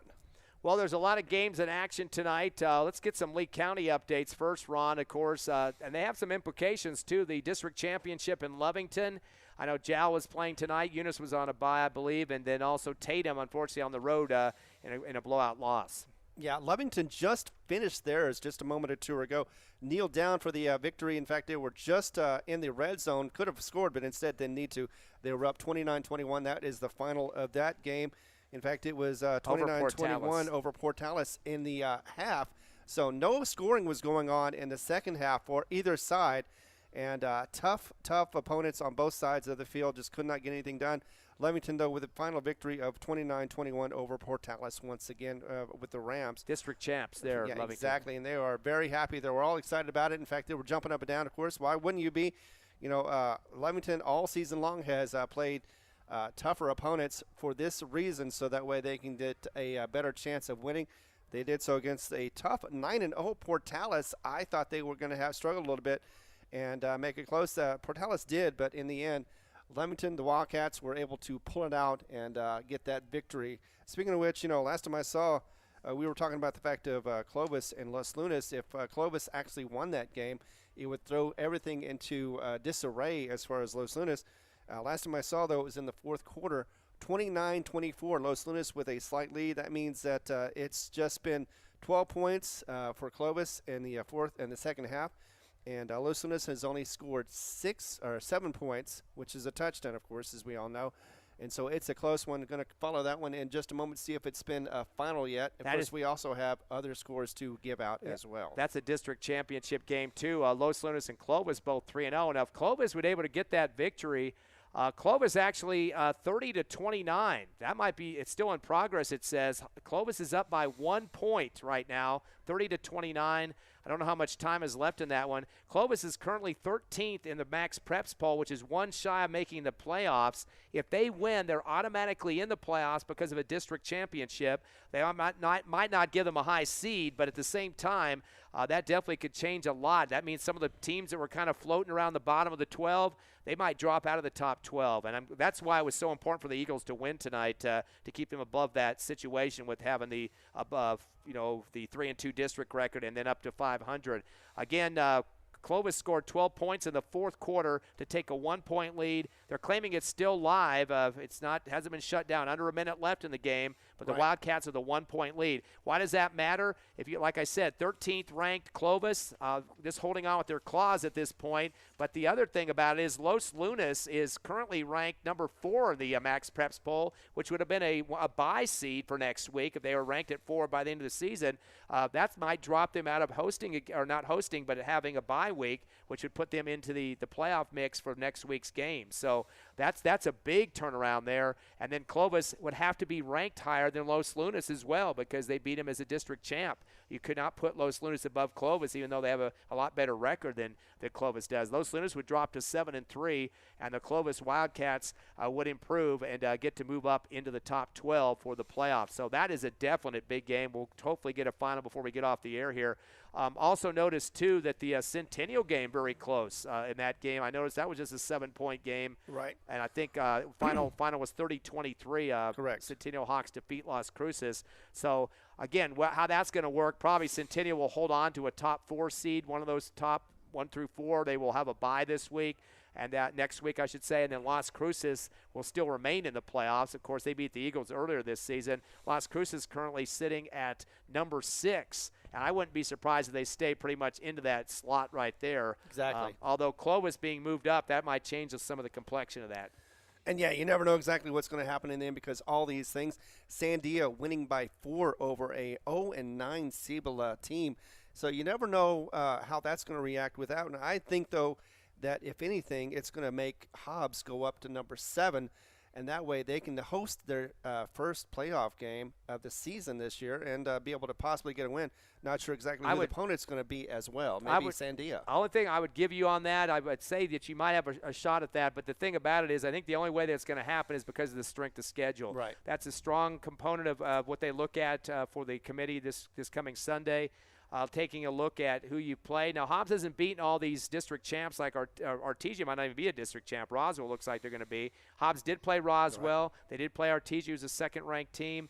They did play Lovington, who's a district champ as of tonight. Right. Lost to those 3 teams, but those are tough opponents. If they would have beat one of those, that would have been a lot more bonus points. But still, I think the strength of schedule is going to give them a nod against some teams that are kind of on the bubble right there. And I don't know if I'd go to 7. I think maybe a chance for 8 if you want to look at it, especially when you start looking at records. But still, great way to finish the season with 3 wins in a row. Well, the reason why I want to say 7 instead of 8 is because 8 is good, but it's not great because if you win 8, then you go ahead and play number 1 Cleveland, which most likely will be, even though they got beat by Artesia barely. But, you don't want to face a hot Cleveland team. And that would be at 8. That's why I would like to see them at 7, whoever they play. Farmington also is in the mix as well, but they are number 10. I don't think they did so well today. But overall, it is one of those situations where just when you think you got the teams all set for the playoffs, something happens like Los Lunas loses to Clovis, or even Cleveland, beats up on Rio Rancho. You thought that'd be a game, but instead Rio the Rams could not get any points scored on that one. So, yeah, again, it's one of those situations where the numbers, the metrics, everything's going to happen. Of course, there's going to be probably several teams that are going to tie. So the tiebreakers are going to basically make or break somebody's position in the upsets. No upset tonight in Farmington. La Cueva trashes Farmington 63-28, and I think that game is over by now, pretty sure. But still a major blowout. So La Cueva is going to hold on to that number 2 slot. They'll have a bye next week, the playoffs. So Cleveland, I think, is going to retain 1. La Cueva is going to retain 2 with the big win tonight. Cleveland wins their district. They're going to stay at 3, and then Los Lunas is the big question mark wild card there. If they lose to the Clovis like it is right now, they're going to probably drop out of that 4 and move into the game having to be played next week. Well, you meant Centennial instead of Cleveland, but we all know what you're talking about. Yeah, Centennial. Well, yeah, I mean, no, I'm talking about Los Lunas in that 4 slot. No, I know. Yeah. But you said Cleveland was 3rd as well, but no, it is actually Centennial. Yeah. So we expected Centennial. We expected the top 4 to pretty much stay where they're at for the most part. Big question is Los Lunas dropping down. We'll see. We'll try to get a final before we get off here. 5 is Volcano Vista. Las Cruces at number 6. They lost tonight, so they could move down possibly. Sandia, number 7, finishes up with an 8-2 record. Not the best strength of schedule, though, so I don't know if that's going to hurt them or not. Rio Rancho lost tonight in the district championship, but Hobbs does have a win against them, so if they get a kind of a debate going between those 2 teams for a certain slot, that could be a question. Head-to-head matchups, you usually get the bonus you need, and that could bump Hobbs above Rio Rancho, even though the record is a little bit less than what Rio Rancho's got. They're 7-3, Hobbs at 5-5, but still, good question about head-to-head matchup. The other teams that are still on the bubble, Farmington, we just said lost Battle of Cueva. They might completely drop out of the top 12. Who knows? El Dorado's at number 11. They have a game, I believe, against West Mesa tonight, and that's kind of big because El Dorado and West Mesa are ranked 11th and 12th. So I guarantee you West Mesa is going to be nowhere near making the playoffs if they lose to El Dorado. But El Dorado could improve their record to 5-5, which would be the same record as the Hobbs Eagles. So I know it's kind of throwing a lot of these what-ifs types of situations out. But at this point, very contested group here in the playoffs coming up this week. Do you have any more local scores? I think you had a JAL game. Sure. Did you get the JAL update? First, let me tell you that Clovis did win. That victory is sealed. They're with 30-29. Also, West Mesa leading over El Dorado early in the 4th quarter.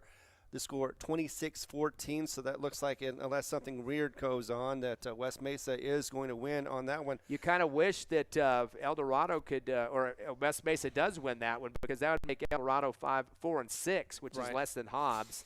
And that would definitely be a benefit for the Eagles to have one more win. West Mesa wins tonight. They have a 6-4 record, so they're +2 in the win column. Exactly, and that will definitely make them. They will enter them into the playoffs most likely. But their strength of schedule -12.9, so that will hurt them.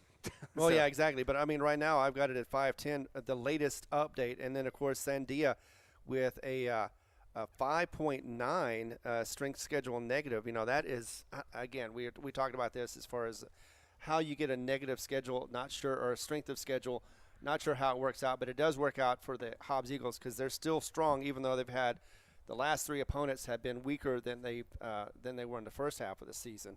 But you were talking about the fact that we had a couple of games going on, like Hagerman in Hagerman. JAL came back strong in this one. They tried to make this a statement game. Came strong and won in mercy rule fashion, 57-6 over Hagerman. In fact, I think that was basically either in the 3rd quarter, maybe in the 4th, but either way, came on strong. 41-6 was the halftime score, and so clock was starting to run after that, and they just went ahead and piled it on. 57-6 once again, JAL over Hagerman, and that's a nice little victory for them. May get some bonus points as far as playoffs. And Tatum, of course, unfortunate loss at Melrose tonight in the playoffs. Yeah, the 9-1 Melrose played to their standard. And Tatum at 5-5 just could not keep up with it. It was 48-6 at half. They were already in the mercy rule, and Melrose, the Buffaloes, just went ahead and just eliminated it. Had a touchdown 2-point conversion. 56-6 was the final in mercy rule, ending their season, Tatum season, and who knows what's going to happen for their playoffs. I think that pretty much covers what we needed to cover tonight. So Centennial District champs, Clovis District champs, of course, Cleveland District champs as well. We talked about Lovington winning the district championship for Portales tonight. So lots of teams kind of wait until Sunday to see how things are going to shake up. I think you got a pretty much established couple of top teams in the state with Cleveland, La Cueva, Centennial. Then the number 4 slot will be up for grabs pretty much, or Los Lunas losing tonight. But other than that, I would put big money on the fact the Eagles are going to make it in. I think they're going to be a single-digit seed. somewhere between 8, 9 or so. We'll see. And depending on the movement of where they're going to put Clovis, that's kind of a question mark. And I know if you're going to move Clovis up as a district champ, but if you move him above Hobbs, that's kind of a question too, because Hobbs beat Clovis pretty bad that first game of the season. Exactly. So you're going to have a big explanation to try to give on that one. Exactly, but we do want to do this real quickly. Give a shout out to the Hobbs Eagles soccer team. 20-0, a perfect season. I don't know if they've ever done that before, at least not in the last 10 seasons. They haven't. They haven't been to the playoffs or the championship game since 2019, where they lost to Albuquerque 2-0. And ever since then, they've been pretty much losing to the quarterfinals. So we're hoping for a great run. Once again, Hobbs Eagles soccer team 20-0. That is undefeated for the season. They're looking into, of course, they're going to be number one as they get into the playoffs, and hoping for a big run. In fact, the last time a number one team won it was just a couple years ago when it was Santa Fe. They were number one. They won the championship. And Hobbs is hoping for the same kind of luck to be able to move forward and get that victory. And of course, they have a coach that won it with Lovington last year, came to Hobbs over the summer and doing some great things again for Hobbs Eagle soccer. Even won the Academy tournament, which hadn't been done in 20 years by a Hobbs Eagle team, which is pretty exclusive. Ron, let's get the sponsors for Hobbs Eagle football this season as the Eagles get their final win of the regular season. Exactly. Once again, we're going to thank ATEC Air Conditioning and Heating, Devon Energy, Eastern New Mexico University, Divine Energy, First American Bank of Hobbs, Forest Tire, Lasco Construction, Lee County State Bank, NMR Pipeline, and TDS. Thank you very much for putting us on the air, and we love doing it.